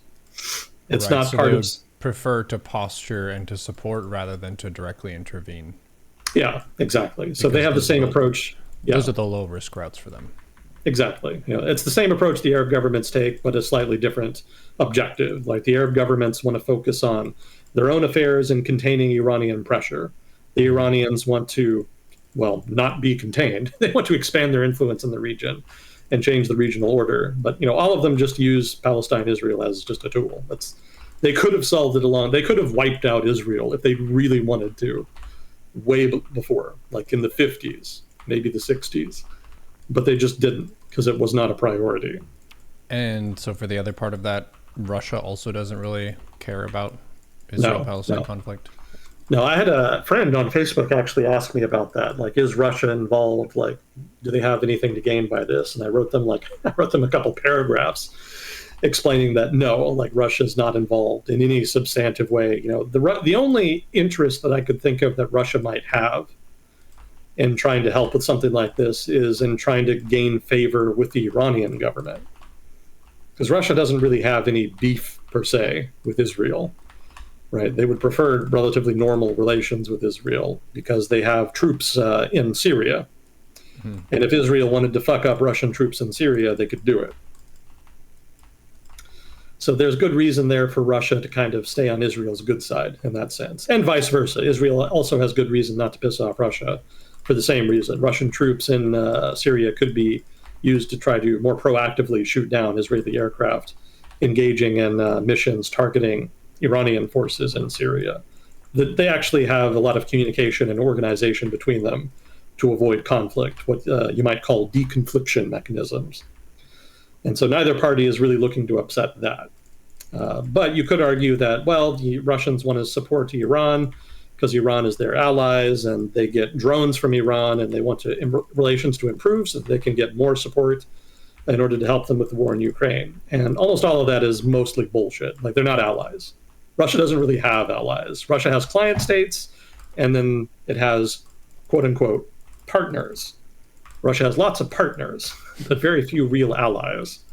Iran is not going to defend Russia if Russia comes under attack. Like, there's no treaty commitment to do that, and there's not even any interest on the part of the Iranian government in doing that. In so much as they cooperate, it's what you might call an alliance of convenience, right? Iran needs money. Russia needs weapons. Iran has weapons. Sell them. Get the money. Easy. That's pretty much the amount of the relationship at this point. In so much as there is a common enemy in the collective West, as the Russians would call it, there is some cooperation, but fundamentally there's very little that they can tangibly cooperate on. Iran can't just invade the Middle East. If they could, maybe they could ask the Russians for help in doing so, but they can't. And the Iranians don't really have the power to project force into, say, Ukraine to help Russia with its war in Ukraine.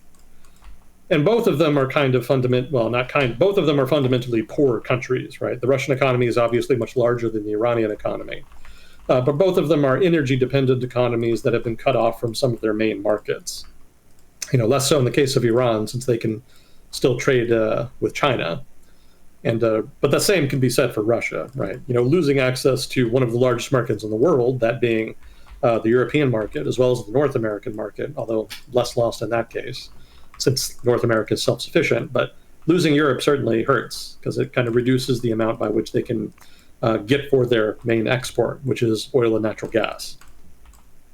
So not being major economies in their own right, and rather being export-dependent economies, and even worse, export economies dependent on the export of just raw commodities, they're not really in a position to provide each other much mutual economic support. They don't really have the money to do that.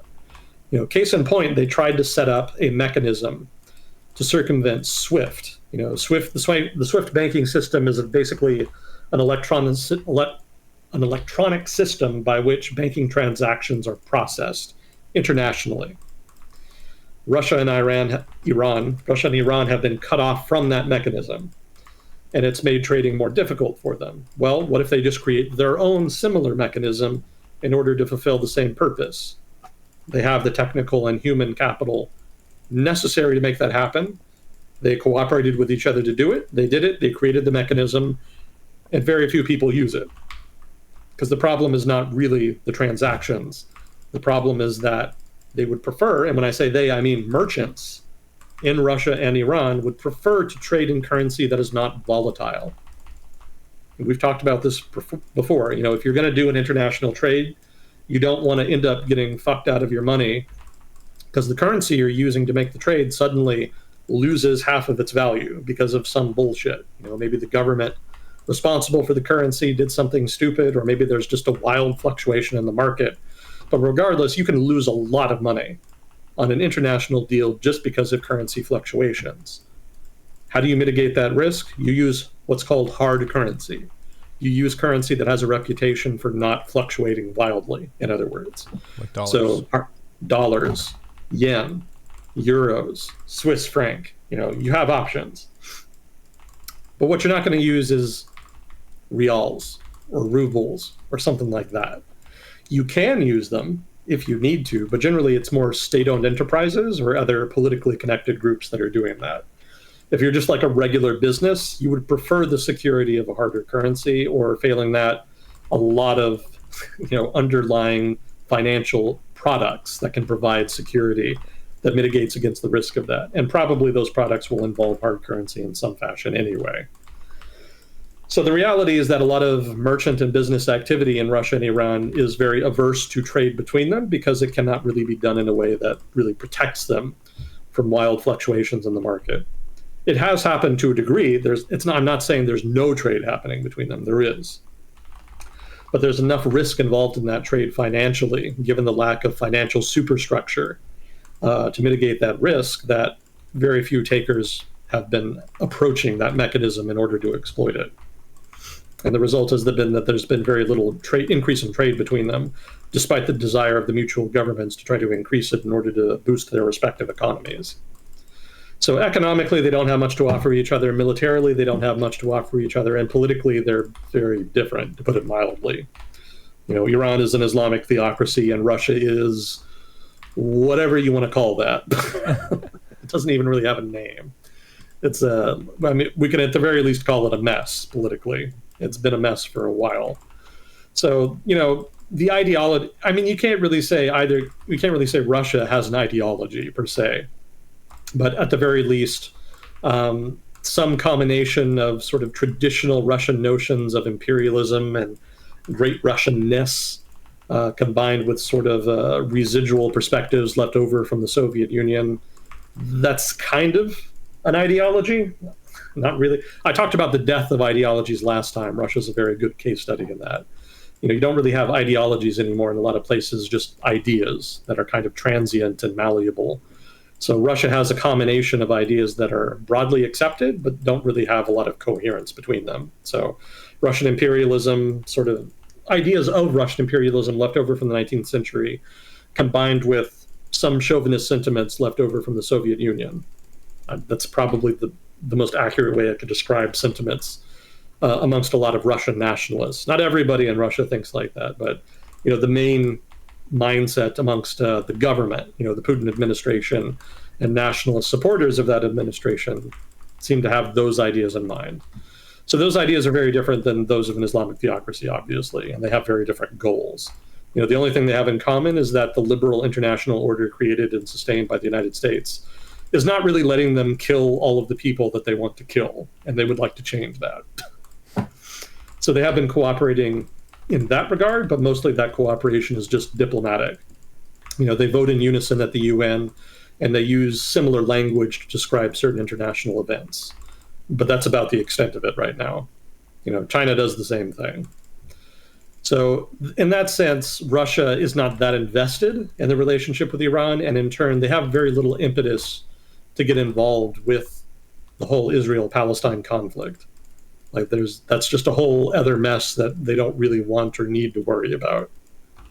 If Iran wants some money, they can give them some money in exchange for something. But beyond that, I don't think Russia is going to be enlisted in an Islamic theocracy's broader crusade to overturn the regional order in the Middle East, Israel, Palestine, or not. Mm-hmm.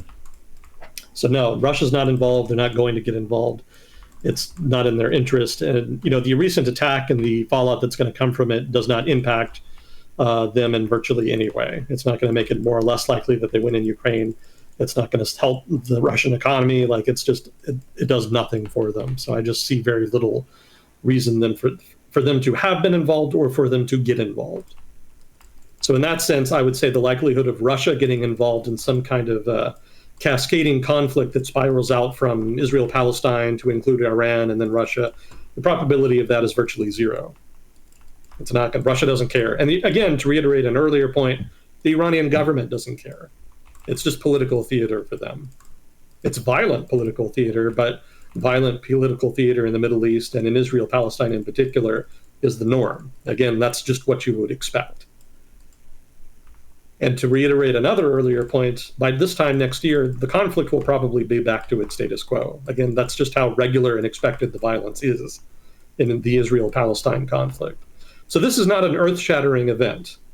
Let's just be clear about that. This is not going to become some international maelstrom that causes World War III.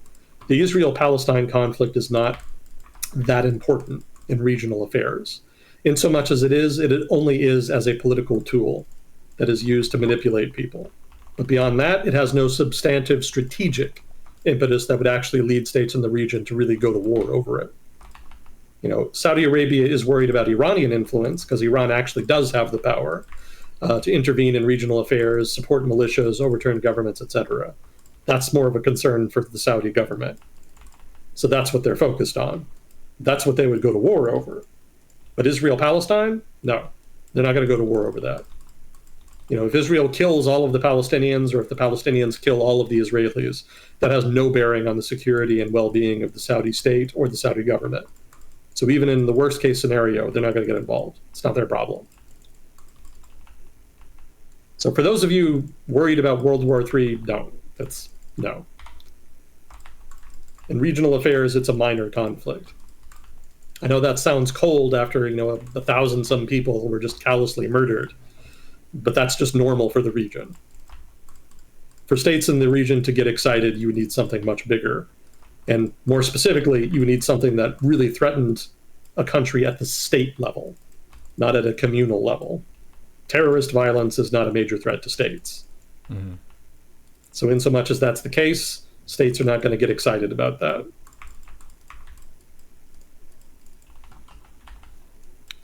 That makes sense. Chat's asking something about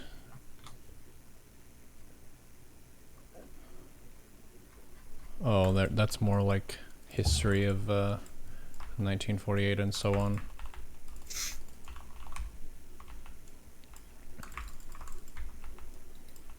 Something in particular or just in general? Yeah, Nakba or something. I'm guessing that was when Israeli... Nakba. Yeah. The al-Nakba is the Arabic word for, disaster or something. That is the word that is used to describe the expulsion of hundreds of thousands of Palestinian Arabs over the course of 1948. That's sort of the original disaster in the Israel-Palestinian conflict from the perspective of the Arabs.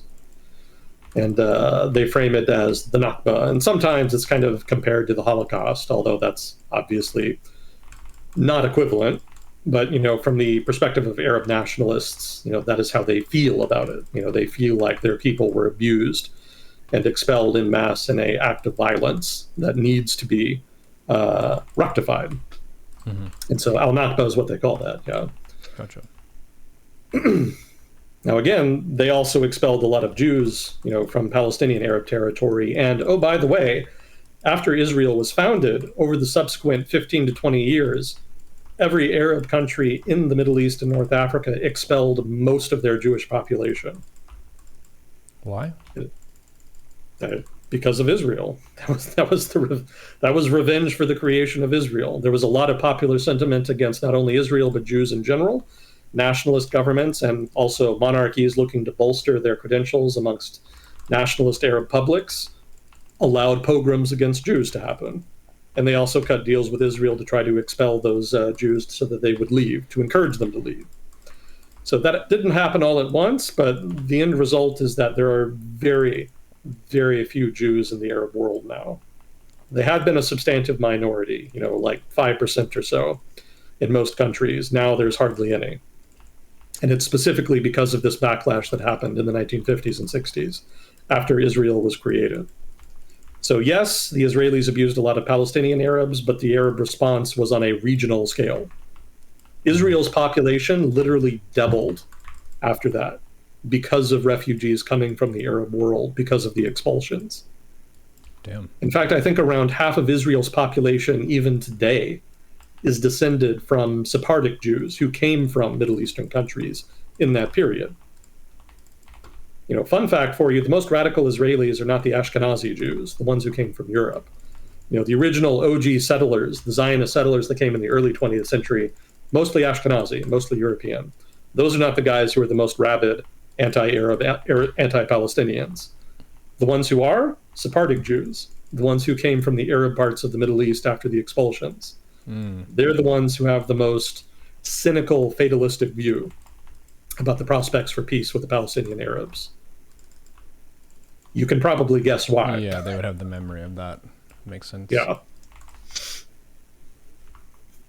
So there's been a lot of violence. For every tit you can point out and say was egregious and a violation of human rights, there's another tat somebody could point to that it was in response to. Yeah. It's a lot of tits.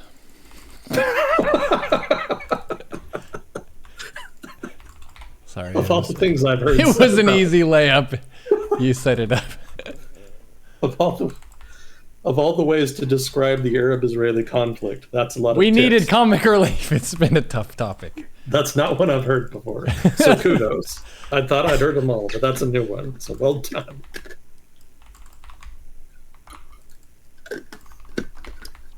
But yes, it is indeed a lot of tits and tats. If you're looking for, if you're looking for humanism and warm feeling, the Israel-Palestine conflict is not where to go.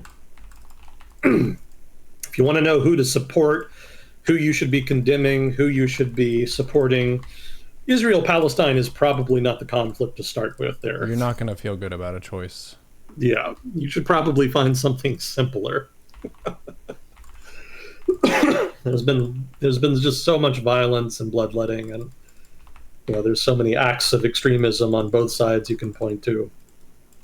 Yeah, I don't see like Israel-Palestine being one of those things where you can just pick a side unequivocally and just back them completely. Like the best you can do is support the people who support peace. Again, the example I go back to is like the festival where the people were massacred. Like those people in particular did not deserve that. Yeah. And that is particularly egregious. Like even in the Israel-Palestine conflict, where so much egregious shit has happened over so many decades, like that festival in particular, like really hits hard. Yeah, for sure.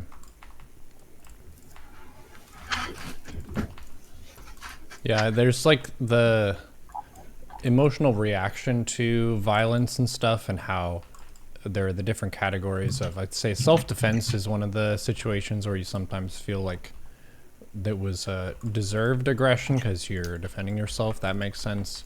Or if it's military versus military, at least they're on the same footing. But whenever you're attacking civilians and that kind of thing, it just feels bad.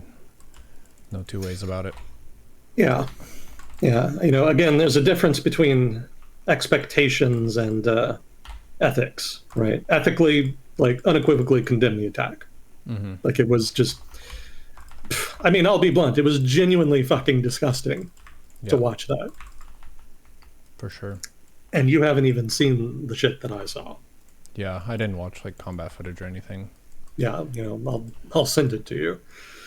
But in terms of expectations, that kind of violence is exactly what I would have expected if Hamas had managed to make that kind of breach. And it's exactly the kind of violence that I expect to continue. Mm-hmm. And in that sense, that sounds cold, but that's just the reality of the way the conflict is playing out. So, I don't blame Israelis for wanting revenge and wanting retaliation, but at the same time, I don't feel like you can just remove the context behind the lead up to the attack either. To say that you just have to have the privilege to go into Gaza and do whatever you want and eliminate Hamas, it's just wishful magical thinking. It's not going to work. Mm-hmm. Full stop.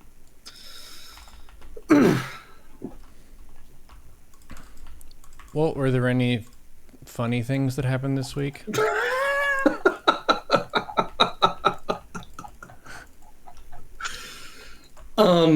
McCarthy?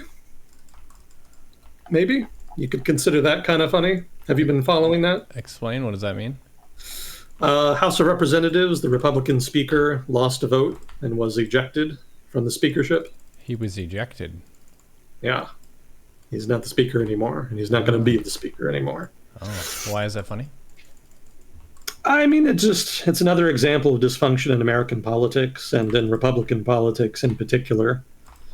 Also, the subsequent battle for control of the speakership has seen a Trump-backed candidate, Jim Jordan, going up against a more establishment-backed candidate named Scalise, and neither one of them can get enough votes to win. Mm-hmm. So it's just, I don't know, I guess it's not really funny because it's not good for the country, but it is funny in a sort of chaotic circus kind of way. Mm. A sign of the times, if you like. Right. Yeah, it looked like Scalise maybe had the inside track, but when they had the vote, he didn't have enough. And so then he actually pulled out of the race. So now the only viable candidate is Jordan, but too many people are saying they're not going to vote for him either. Mind you, the Republican Party in the House of Representatives only has a majority of like 4 seats. So that means that it only takes 4 people in the Republican Party in the House to prevent any new speaker from being selected. Because the Democrats in the House all vote like uniformly against whoever the Republicans choose. Mm-hmm. That's, you can criticize that for being dumb, and it is. There really should be more bipartisanship, but given how dumb and partisan American politics has become, the norm in the House of Representatives, if not also the Senate, as institutions, is that the opposing party always votes against the new speaker, effectively. So they're not going to get any Democrat votes, which means they need basically all of the Republicans in the House of Representatives to vote for a new speaker. And again, they just don't have enough to make that happen. It only takes 4, and there's a lot more than 4 that are opposed to either Scalise or Jordan or pretty much anybody else. And that just speaks to the depth of the divide within the Republican Party between sort of the Trumpian wing and the establishment wing, which is an ongoing de facto civil war that's been going on for better part of a decade now. I think there was a question that you posted a couple days ago about that. Somebody in your chat was apparently asking about the implications of that. Mm-hmm. And the implications are that there are no implications. It's just further dysfunction. There was already a lot of dysfunction. McCarthy only barely won the speakership by agreeing to give a bunch of concessions to some of the more radical members of the Republican Party. And eventually, things just came to a head, specifically over the negotiation of a budget. The budget for next year should have been negotiated months ago. But there are radicals within the GOP who say that, there needs to be significant concessions from the Democratic Party in terms of budget cuts that need to be made in order to get their vote. Otherwise, they see it as just giving in to the enemy, giving in to Democrats and their sort of big government spending ways. So McCarthy negotiated a deal with the Democrats in order to delay. It wasn't even an agreement for a budget. They just wanted to delay things for another month because the deadline was coming up, after which the government would have to shut down. So they delayed that by a month. And the agreement that McCarthy made in order to do that was roundly condemned by specifically the Freedom Caucus, which is generally pointed at as the representation, the institutional representation in the House of Representatives of the radical wing of the Republican Party. They just tore into him. They said that he was surrendering to the Democrats. He's throwing the Republican Party under the bus. He's a Republican in name only, and he can't be speaker anymore. And so then they voted him out. They passed a resolution. He didn't have the votes, and then that was it. So now they need a new speaker, and they don't have enough votes to do it. And so the Republican Party in the House is utterly adrift. And nobody knows when it's going to stop, or if it'll stop in time for there to be some kind of negotiated settlement to the battle over the budget, such that a default can be avoided. Well, not a default, but a government shutdown can be avoided. Hypothetically, it would be possible for moderate Republicans to negotiate with Democrats in order to agree on a new speaker. But that would require a degree of bipartisanship that does not exist in current American politics. The concern of any Republican in the House who would be thinking about doing that is that they would be attacked in a primary. That somebody in their district would run against them in the next primary election and would say that they surrendered to Democrats and that the proof is that they worked with them to elect a new speaker, and that this guy is a traitor to the Republican Party and needs to be voted out. Such strong language, surrender and traitors and all this. It's like, aren't we supposed to be on the American team together? Oh, partisan hackery is at an all-time high, Neuro. Can't really be helped. Wow. That's just where the discourse is right now. Why can't we be friends? Why can't we be friends? Yeah, the Democratic Party is kind of in a similar boat, but they've had it much easier since they haven't been the majority in the House. And they've been able to mostly just focus on the perceived common enemy in terms of Trump, which they still view as like the principal concern. Back in 2016, there was a lot of people in the Democratic Party who were very upset about the selection of Hillary Clinton, who was seen as too moderate. And there were a lot of people who said that they would basically just not vote in the election or vote for protest candidates because they didn't really think Trump could actually win, and they wanted to express their displeasure with the Democratic Party. We all saw what happened afterwards. So there's a lot of people in the Democratic Party who are saying, never do that shit again. And even the most radical members are generally of that mind. So the result is that the discord in the Democratic Party has been more on the down low for the past couple years. But it's still there, and it's going to come out eventually. But for now, the presence of one Donald Trump seems to be containing it, somewhat ironically.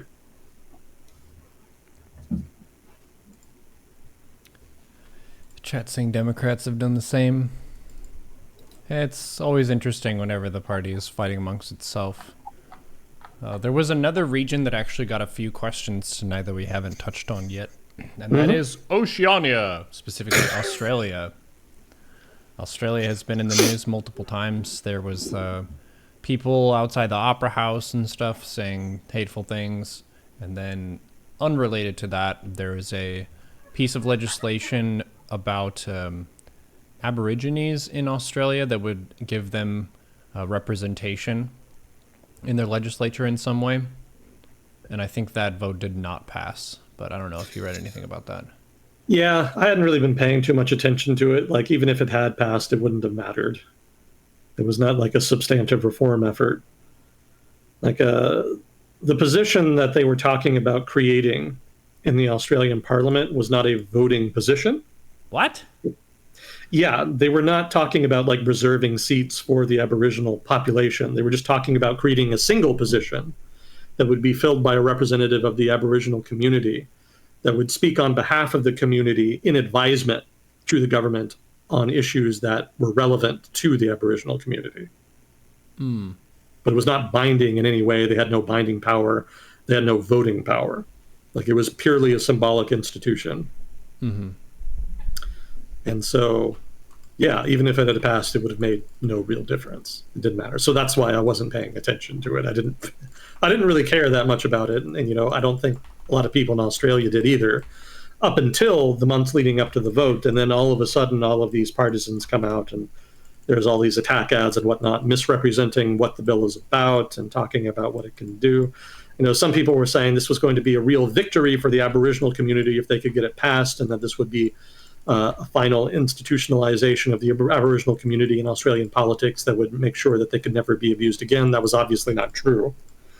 Again, very weak institution that they were creating. So like, it was not going to solve anything. And then right-wing opponents of the bill came out and said, this is going to give Aboriginals, it's going to give the Aborigines population in Australia special disproportionate rights that will put them above the rest of the population and that they're going to abuse this power, and that it should not be granted to them on that count. And there was also a lot of, That low-key seems racism. excessive. Yeah. Yeah.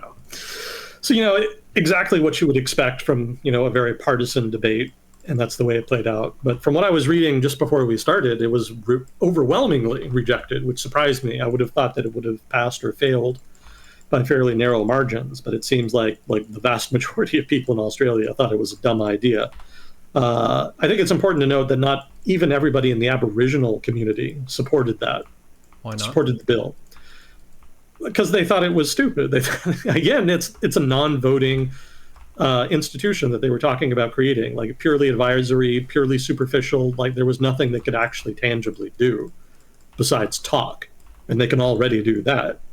So from the perspective of Aboriginal opponents, like this was like purely a token effort to try to deal with Aboriginal concerns in Australian politics, and they didn't want token efforts. Like they wanted substantive concessions, they wanted substantive powers, substantive relief, substantive compensation. They wanted something real, like money, power, etc. And this was not that. This was just superficial, feel-good bullshit.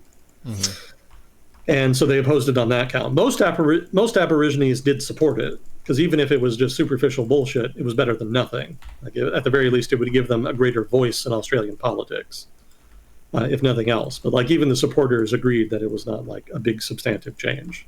But apparently the it's bullshit camp won the vote overwhelmingly. So it's not going to happen.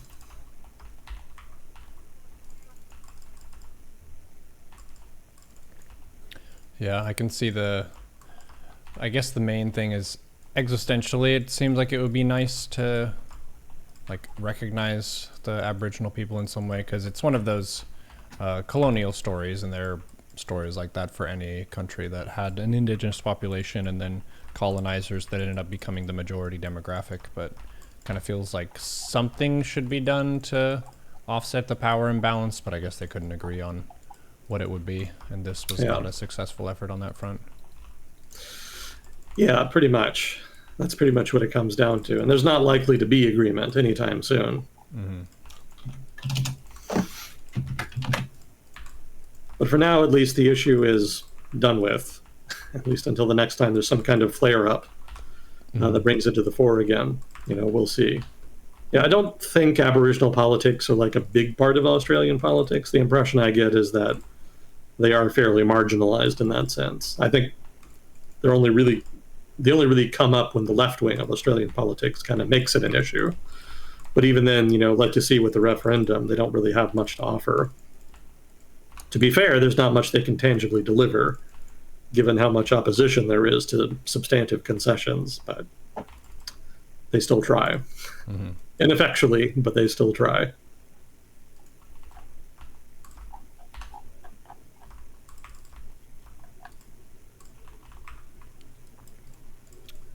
And I think there was a election in New Zealand recently. I'm not sure if there was any. Yeah, that's not that big a deal. Basically, the left wing, the center left party finally lost, and they're going to have a right wing coalition. But I don't think there's any like major issues that they're going to have to tangle with. I think the biggest issue that the center left party had was just economic conditions. There's been inflation, the economy hasn't been growing as much, so people are just kind of generally discontented with the status quo. But I don't know how much there is that the new government is going to be able to really do about that. So probably, I would guess, it'll end up being mostly a lateral move. So no fireworks there, just politics as usual. Gotcha. Which is good. In a world on fire, politics as usual is a pretty nice luxury. So I hope the people of New Zealand enjoy it while it lasts. Chat's asking what's happened in Canadian politics recently. We did talk about India recently and all that. Yeah, that's the main thing. I think that's what the questioner is probably referring to. Yeah, we talked about it last time. So the Trudeau administration kind of fumbled an issue, or maybe not, depending. There was an assassination of a political figure involved in a separatist movement in India. And of course, the Indian government considers all separatists to be criminals, if not outright terrorists. And to be fair to them, the separatist movement in question actually was involved in terrorism at some point, to some degree that has not yet been fully determined, but it's almost certain that they were. And one of the leaders of that movement, actually a number of leaders of that movement, live in Canada. And the Indian government has never been happy about it, but it also didn't seem like there was anything they could do about it. But recently, one of those leaders in Canada was assassinated, and the Canadian government, specifically Prime Minister Trudeau, came out and said that the Canadian government, being they here, received intelligence from a partner, quote unquote, probably the United States, saying that the Indian government may have actually been involved in the assassination. And assassinating people in another country's territory is a pretty big deal diplomatically. Frowned upon. It's frowned upon. And the Canadian government is looking at, well, they're looking into the allegation, they're looking into the intelligence, and they're trying to ascertain the truth of that. And if it does end up being true, there's going to be a kerfuffle of some kind. It's going to strain relations, and they're going to have to find out some way to navigate that. The criticism, the criticism of Justin Trudeau is that he came out publicly with that information at all. Like, it seems like the kind of thing you would want to confirm 100% before going public with it. But as is, they haven't fully confirmed it. They've just said that they've received intelligence indicating it could be true, and they're going to look into it. But it's not clear why he announced that. Like, what was the end game there? Like, what do you hope to achieve? I think that maybe this country killed somebody in our country, but I don't really know. We'll see. Like, should we be worried? Like, is there going to be a fallout in relations with India? Are they going to break off relations? Does he expect India to do something or offer compensation or make a statement? It's really the kind of thing that you should deal with quietly through normal diplomatic channels. So the theory that's gained traction, I don't know if it's true, but the theory is that Trudeau was trying to, in making the announcement without any particular clear reason for doing so, that maybe he was trying to pander to the Sikh Indian vote in Canada. Because there are a pretty good number of Sikhs in India, Sikhs as we call them in the United States. And they're a large enough community to be politically relevant. And there is an election coming up in Canada. So maybe that Trudeau was trying to kind of throw a bone to them, kind of make it clear, like, I don't really approve of radicalism or separatism per se, but I do want you to know that if India did assassinate this guy, I will be very concerned by it and will do something. So that's not entirely convincing as an explanation for Trudeau's announcement. Personally, I think he was not really thinking. I don't think he really fully thought through the implications of making such an announcement and what the fallout would be. But there is the possibility that he has votes in mind. So there's been that drama in Canada. People on the right are saying Trudeau is being an idiot about it, and people on the left are saying that he's not an idiot, and that they should be focused on the issue at hand, that being that there may have been a internationally planned assassination in Canadian borders. Also, housing prices are very high. That's always a major issue in Canada, but that almost goes without saying at this point. But beyond that, I'm not sure what else they might be referring to. I think there was some other item that I talked about last time, but I don't remember what it was. Yeah, Canadian politics is relatively chill.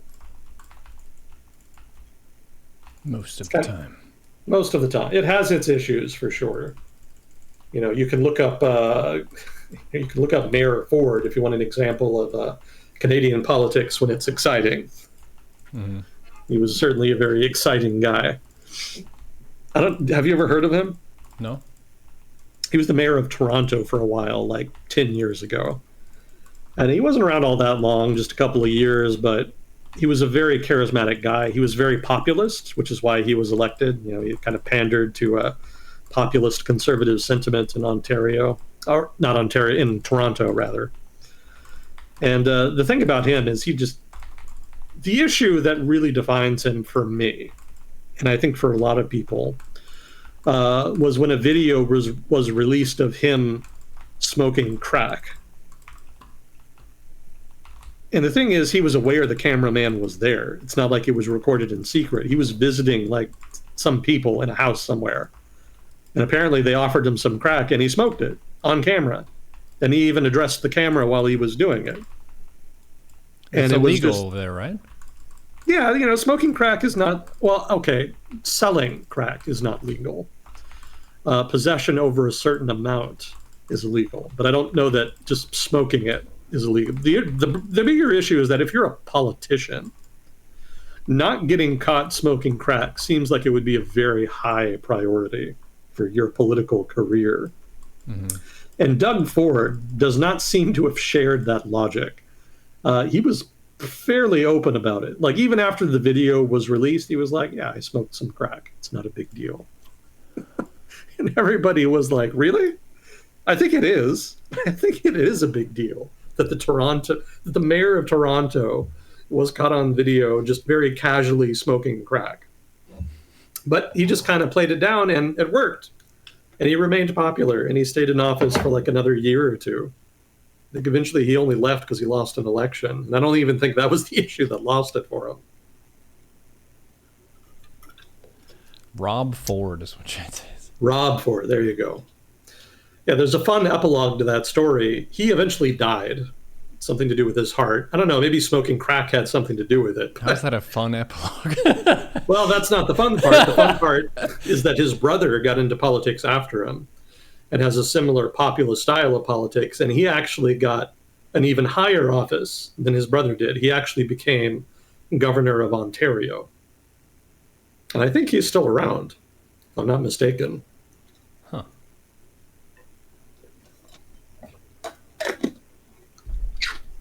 So yeah, Canadian politics can be exciting, but it's exciting in a way that's relatively non-threatening, compared to a lot of the other stuff we've talked about on here. Canadian politics, even at its most dramatic, is pretty manageable. Yeah, Chad is asking about BRICS. We discussed that a couple episodes ago. BRICS isn't really a entity that has a bunch of sway or power. Like, it's cool that they have some kind of organization amongst each other, but that organization is going to do major things is oversold because the nations that are members of BRICS are too different from each other to really spearhead something substantive. I think that's how I remember it. Yeah. What are the countries again? Brazil, Russia, India, China, South Africa. Yeah, that's almost representation from every continent as well. So you don't really have regional incentive to get something done because everyone's in a different region. And then you don't have the same excuse me, cultural stuff. We're supposed to breathe.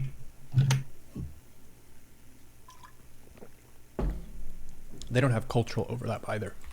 No. No, they don't. Yeah, I mean, China basically is BRICS, right? They're the only country in the group, affiliation, club, whatever you want to call it. China's the only country in BRICS that actually has any ability to substantively spend money, project force, like do anything that a major bloc of nations might be expected to do in order to assert itself diplomatically and internationally. So in that sense, the fact that, Russia, India, whatever, all get together, that doesn't really matter. Like, most of those countries don't really have a lot of capacity to influence events and don't have the money to do so. China's the only one that does, and China isn't going to do anything with BRICS that they weren't already going to do. And BRICS doesn't allow them to do anything that they couldn't already do. Keep that in mind also. Russia, India, South Africa in particular, these are all fundamentally poor countries. They're mostly involved in spending their resources dealing with domestic concerns. They're not the kind of countries that have a lot of resources left over to be ambitious internationally. So in so much as they formed a group with China, it's mostly symbolic. That's not going to change anything. It's not going to be the next NATO. Yeah, the stupid analogy I came up with, it would be like if JP Morgan announced that they were going to form a new company in the financial world, and that they themselves were going to be a major investor, and that the other major investors were a couple hobos in a park they found. Like, that doesn't matter. Like, it's just JP Morgan. Whatever new corporation they're founding, it's just JP Morgan, because they're not getting a lot of money from the hobos. It's not going to change anything. So JP Morgan wouldn't, not yet, sure. But JP Morgan wouldn't do anything differently that they weren't already going to do. And they could, and there's nothing they could do with that new corporation that they wouldn't have already been able to do without the hobos. That's basically what BRICS is with China. So I don't read anything into it. It's not some new big alignment that's going to, change the foundations of the global order. It just doesn't have the capacity to do it. China might have the capacity to do it, but they don't need the BRICS nations to do that. If there were no BRICS, nothing would be different. Let me put it like that.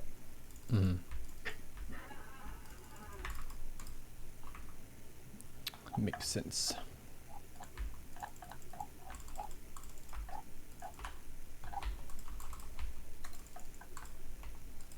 Are there any other major things that happened this week that we missed? This week? Israel-Palestine is the main one I was following. I think there were some other items, but I don't think they were all that big a deal. Some economic data, inflation there was much more employment in the United States than what is expected. When I say employment, I mean there were increases in jobs. Increases in new jobs in the American economy were much higher than expected. And there were revisions of past data from the past year that suggest it was even higher earlier in the year. So the economy continues to send weird mixed signals, like inflation is falling. Excuse me, inflation is falling. And output is kind of stagnating, not quite. It's increasing marginally, but it doesn't seem to be growing rapidly. And yet at the same time, people are still getting hired at a good clip, as though the economy were expanding. So have fun explaining that. Like, as an economist, I kind of can't. I can try. One of the explanations I've seen is that companies now are much more sensitive about employees, because they went through a period during the pandemic and the aftermath thereof in which they had a really hard time hiring people. And so now the attitude amongst a lot of businesses is that if you can hire people, you need to keep them, because you don't know if you'll be able to replace them later. And so that attitude has acted as a brake on unemployment. If times were normal, you probably would see less job gains and more unemployment. But as is, the business community in the United States is so battle-scarred from the pandemic, a lot of them are very much loath to give up employment. Also, keep in mind, retaining resources that you might not actually need, but you think you might need later on, is very much a hallmark of uncertainty. Like, if you know the economy is going to do better, hire more people. If you know it's going to do worse, lay people off. If you have no idea what the hell is going to happen, just hoard resources just in case. So you have them if you need them. Buy gold. And if things get worse, you can always just cut some of those out, right? Lay people off, spend less, etc. Cut costs as necessary. But if things unexpectedly get better, you'll be able to make a lot of money, because you won't have to wait around to try to hire people that you might not be able to get when you need them. So the economy, in regards to employment, seems to be doing better than expected. And in so much as that's the case, there's talk about the Federal Reserve possibly increasing rates again. The Fed had been talking about not increasing rates because the economy seemed to be cooling off. Specifically, inflation seemed to be cooling off. But if employment is getting higher, that suggests that there's going to be more consumption, since more people have jobs. That means more spending, that means prices get higher, and that means more inflation. So you would expect more inflation to come out of more job gains like this. But that's been happening for like the past year, and inflation has been going down anyway. So who the fuck knows? I don't know. It's all just random shit happening at this point. We're going to have to take like 10, 20 years as economists to gather the data and then try to make sense out of it. But right now, there's just not really enough. So make of it what you will. In the meantime, a lot of radical extremists of one kind or another are going to point out that establishment economics doesn't really know what's happening, and they're going to try to use that and exploit that in order to try to convert people to a lot of dumb shit that's going to do a lot of damage. They may or may not succeed. That is the principal fallout of the uncertainty in the profession of economics right now. That's more or less the main one that I'm watching. For now, not too bad, but we'll see what happens later. There's going to be another economic crisis sooner or later. Maybe not today, maybe not tomorrow, maybe not 5 years from now, maybe not 10 years from now, but it's going to happen again. And if people don't know how to address it, because the field of economics has no idea how to manage it, you're going to get some dumb shit. For sure. So something to look forward to.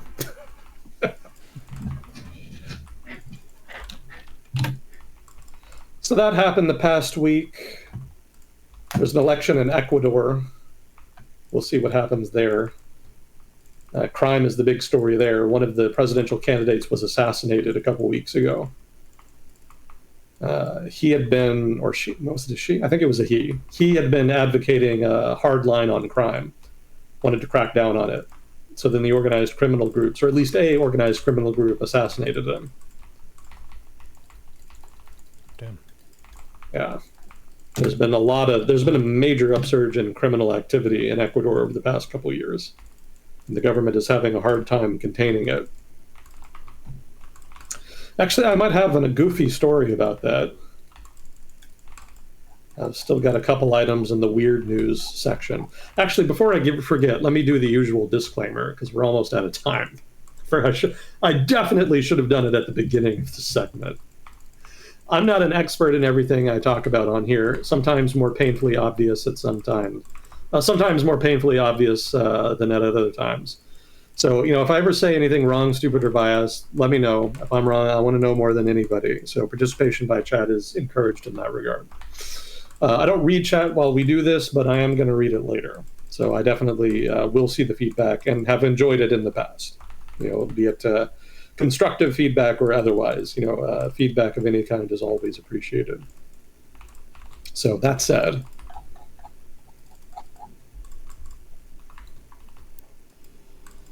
let's see if I can find it. Weird, yeah. Oh no, it was Venezuela, not Ecuador. So let's see. Venezuela had to mobilize 11,000 troops in order to seize control of a prison. And the interesting thing about this story is that the prison had not been seized by the prisoners. It's not like there was some big uprising or riot in the prison. Like, the prison was just de facto already controlled by the prisoners and had been for years.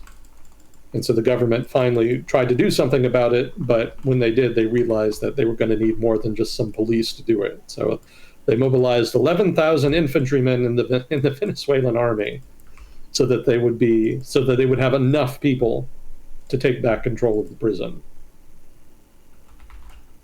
And the prison was actually the headquarters of Venezuela's most powerful gang, which is apparently a group called Tren de Aragua. I'm butchering the pronunciation, I'm sure, but that's my best effort. And so that was part of the reason it was targeted. Yeah, to give you an idea of what the prison was like before the Venezuelan government decided to take it back, I can read from my notes here. Prisoners were able to roam freely inside the penitentiary, which had hotel-like facilities, including a pool, nightclub, and a mini zoo. Not only had convicted criminals had some of their partners and some of the convicted criminals also had some of their partners and relatives move into the penitentiary to be near their loved ones. Inmates could place bets on horse races, arrange loans at a makeshift bank, and dance the night away at a nightclub called Tokyo. And then the final quote here: when food and everyday items were hard to come by in Venezuela at the height of the country's economic crisis, one newspaper reported that locals would go to the prison in question to buy the essentials that they could not get anywhere else. Also, and this is a fun epilogue here as well, the raid went very quietly. You might expect a prison that was controlled to that degree by the prisoners and the gangs to put up more violent resistance. Not so. There was no violence at all. And the speculation is that most likely the government actually just cut a deal with the gangs beforehand in order to avoid bloodshed. But that deal also almost certainly involved concessions by the government. That means nothing of substance will really change. So most likely political theater on the part of Caracas here. Mm-hmm. Random question for you. How often have you read some history and then realized it was a bunch of lies? How often have I really realized it was a bunch of lies? I guess it depends on what you mean by read history. Like, how often have I been reading a book or something to that effect, or watching a documentary perhaps and thought that oh, this is explicitly bullshit, or found out later that it was explicitly not all that often in that sense. If you're asking me how many times that I've read comments online, you know, or blogs or articles that were painting a history that was explicitly false, that's fairly common. That's more the norm than not. Most people don't know history, and of the people who think they know history, most of them have a heavily biased view that was colored by one particular faction involved in the historical events in question. It's very hard to be unbiased when learning history, because a lot of the sources describing that history are themselves frequently biased. So, you know, it takes effort and introspection and caution to really learn history. It's difficult, you know, and I'm not immune to that. I've been wrong about stuff before. I'm going to be wrong about stuff in the future. I don't deny that. I just put my best effort in trying to learn it and trying to describe it in something resembling an objective way. Well, this is kind of going to a reminder that we give our listeners every time and watchers is every news source has a bias, and you can say that a strong bias is sort of a bent on the truth that makes it less neutral and pure truth as it could have been, because they're trying to make their side look better than the other side. And pretty much all history has some element of that, because it's not an equal report on all sides of what happened at the location. There's the famous line, history is written by the victors. So whenever you're reading about something or you hear some news report, it's really important that you think about the slant. You think about who's saying it and what they're invested in and what their perceptions are in terms of who's in the right and who's in the wrong. Because a lot of news is setting out to reinforce your preconceived notions and make you feel like you're in the right and you're correct about your views and you're smarter and better than other people and stuff like that. So something doesn't have to be complete bullshit for it to be untrue enough that you should be aware that it's coming from a biased source. Basically, you could give it a 1 to 10 scale of 10 is the most bullcrap thing you've ever read, and then 1 would be it's very slightly tuned away from the truth to make someone look better and make someone look worse, and then you've got all the levels in between. Well said. Truth is partial. Life is a game of incomplete information, like StarCraft, poker, and Civ 6. Civ 6 in particular, huh? Someone asked me if I'd played that game a couple days ago, and I was like, yeah, I played it. Yeah, I like it, but I still feel like the earlier iterations were a little more my taste, I guess. Mm-hmm.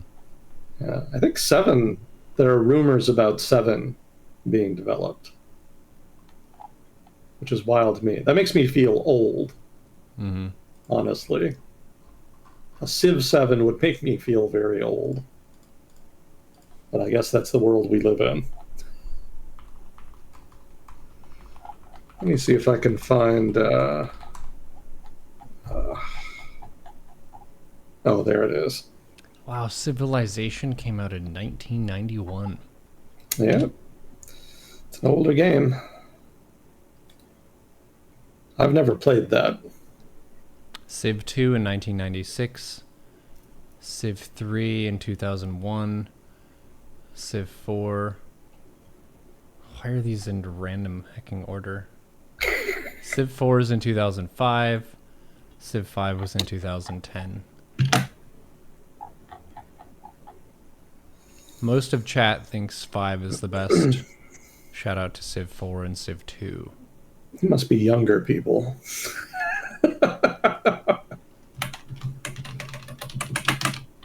Well, I will once again betray my age. For me, Civ 3 and Civ 4 are kind of the heart of the series. I liked Civ 5, but I liked 3 and 4 better. You're a couple years older than me, right? Yeah, not too much older. I just turned 34. I'm pushing 40. 37. Yeah, a little bit older, a couple of years, not too much. There we go.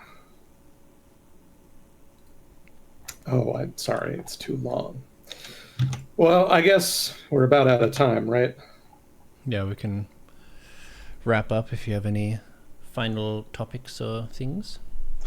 Did you hear about the F-35 that the U.S. government lost? No, what happened? There was an accident. It crashed in, I think, somewhere in the Carolinas. And, the pilot safely ejected. Everything was kind of kosher, right? And so then the government went to retrieve it, and they couldn't find it. So they actually released an announcement asking people in the area to help them find it, to report any evidence or debris they might have found so that the government could try to locate their $100 million aircraft. How do you lose track of that?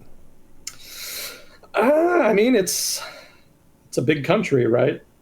If it gets caught up in, if it doesn't burn and there's not a lot of smoke, then it can be very hard to locate it if it's like out in some wild, undeveloped area, out in the hills or something.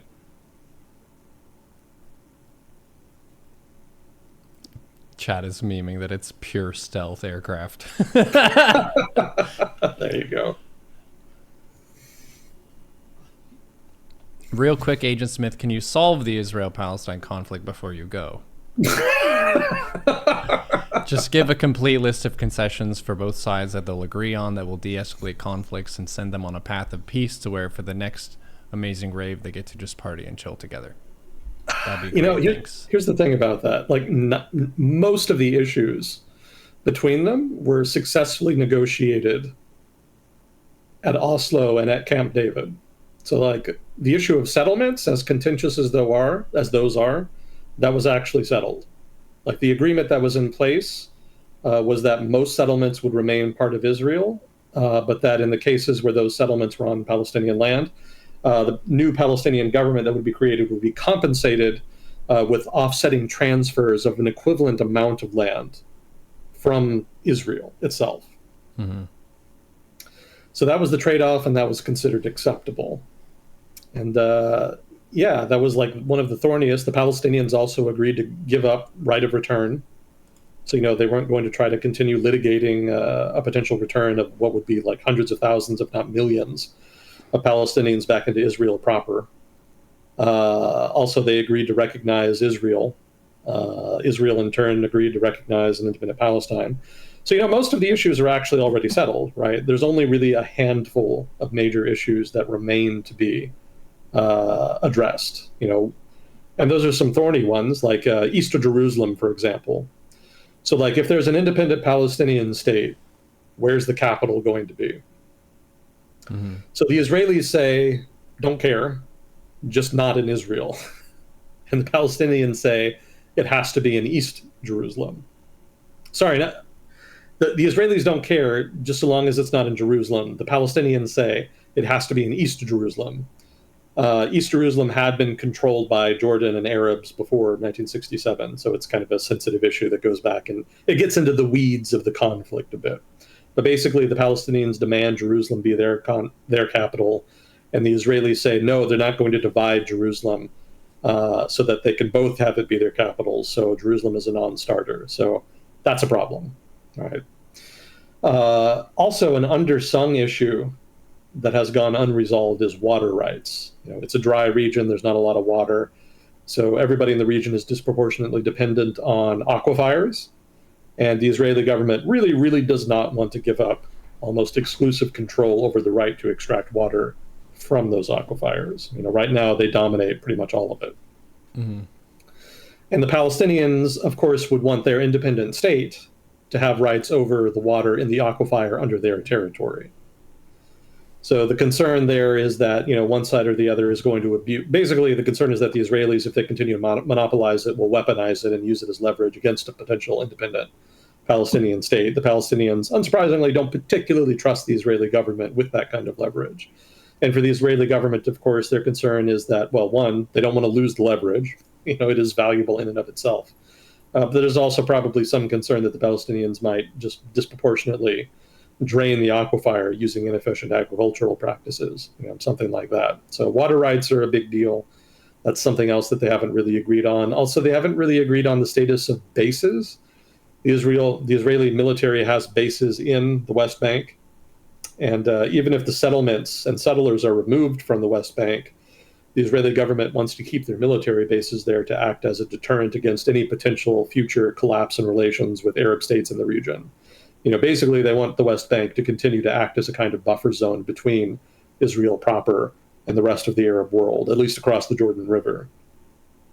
And the Palestinians say that they cannot really be said to have a fully sovereign, independent state if a foreign nation has military bases on their territory without their permission. So that being the case, bases has become a contentious issue as well. But that's about it. Water rights, bases, and Capital.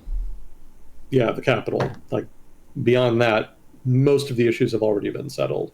And honestly, even those issues probably could have been settled in good faith, if there were not saboteurs basically in both camps that did not want to make concessions on those. Right. And were looking for excuses. That's a good thing to point out too, is the big elephant in the room is all the Israelis and Palestinians who just want to be able to live peacefully on land.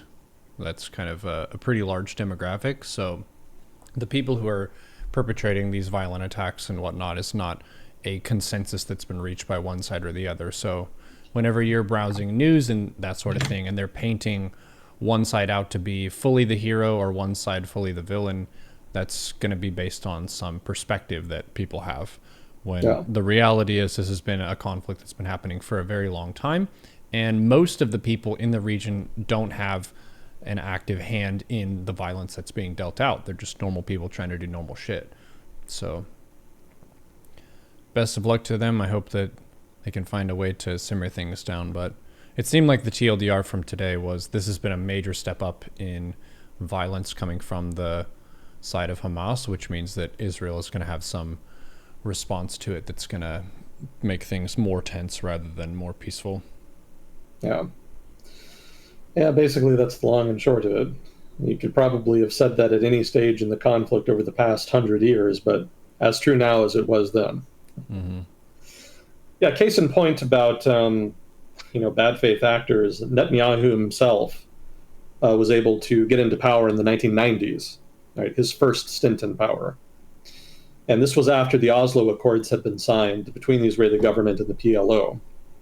And part of that agreement was that the Israeli government would withdraw settlements and military forces from the West Bank, except for security zones.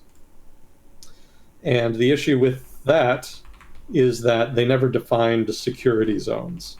Originally, I imagine it was envisioned as referring to things like military bases and strategic areas that might have been avenues for an invasion later.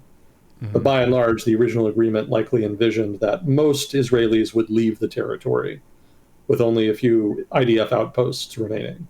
But because security zone was not defined, when Netanyahu and his conservative government came to power in the late 90s, he noted the fact that they had not been defined and then purposely defined all of the West Bank as a security zone, which basically meant that he didn't have to pull anything out, which basically sabotaged the whole fucking agreement. So that's what you're dealing with. And to be fair to the Israeli perspective, the Palestinians were supposed to stop all violence and terrorism. And the Palestinian Authority was never able to do that. I would argue there's never going to be no violence and terrorism. There's always going to be some baseline level of violence there, in the region with regard to the Israel-Palestine conflict. But, the Netanyahu government, rather than recognizing that, has tried to use that as an excuse to avoid negotiations and to scupper what's left of the two-state solution proposed in the Oslo Agreement. So there was discretion there in that regard in how to deal with ongoing Palestinian violence. And instead of trying to give the Palestinians some leeway, they just chose to use it as an excuse to avoid the peace process as much as they could. And, there are actors in Israel that didn't like that, didn't want to do that, but ultimately, they haven't been able to change course. And the shift again, the political shifts and demographic shifts in Israel are such that the right-wing position is becoming increasingly the dominant consensus position. Mm-hmm. Fun fact, the government that negotiated the Oslo Accords was a left-wing labor government in Israel.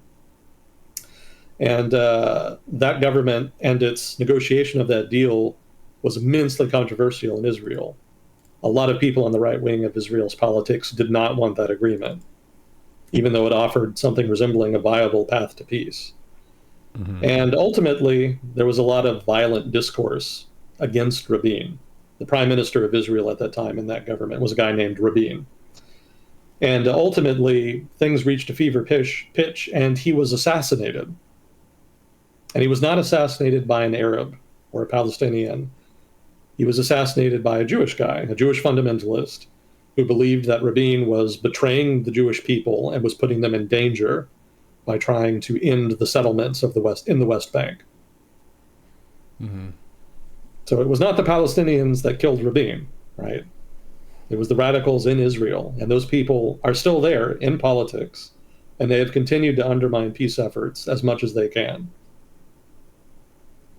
Now, I'm not saying that to justify Palestinian violence. I'm not saying there are not equivalent actors in Palestine.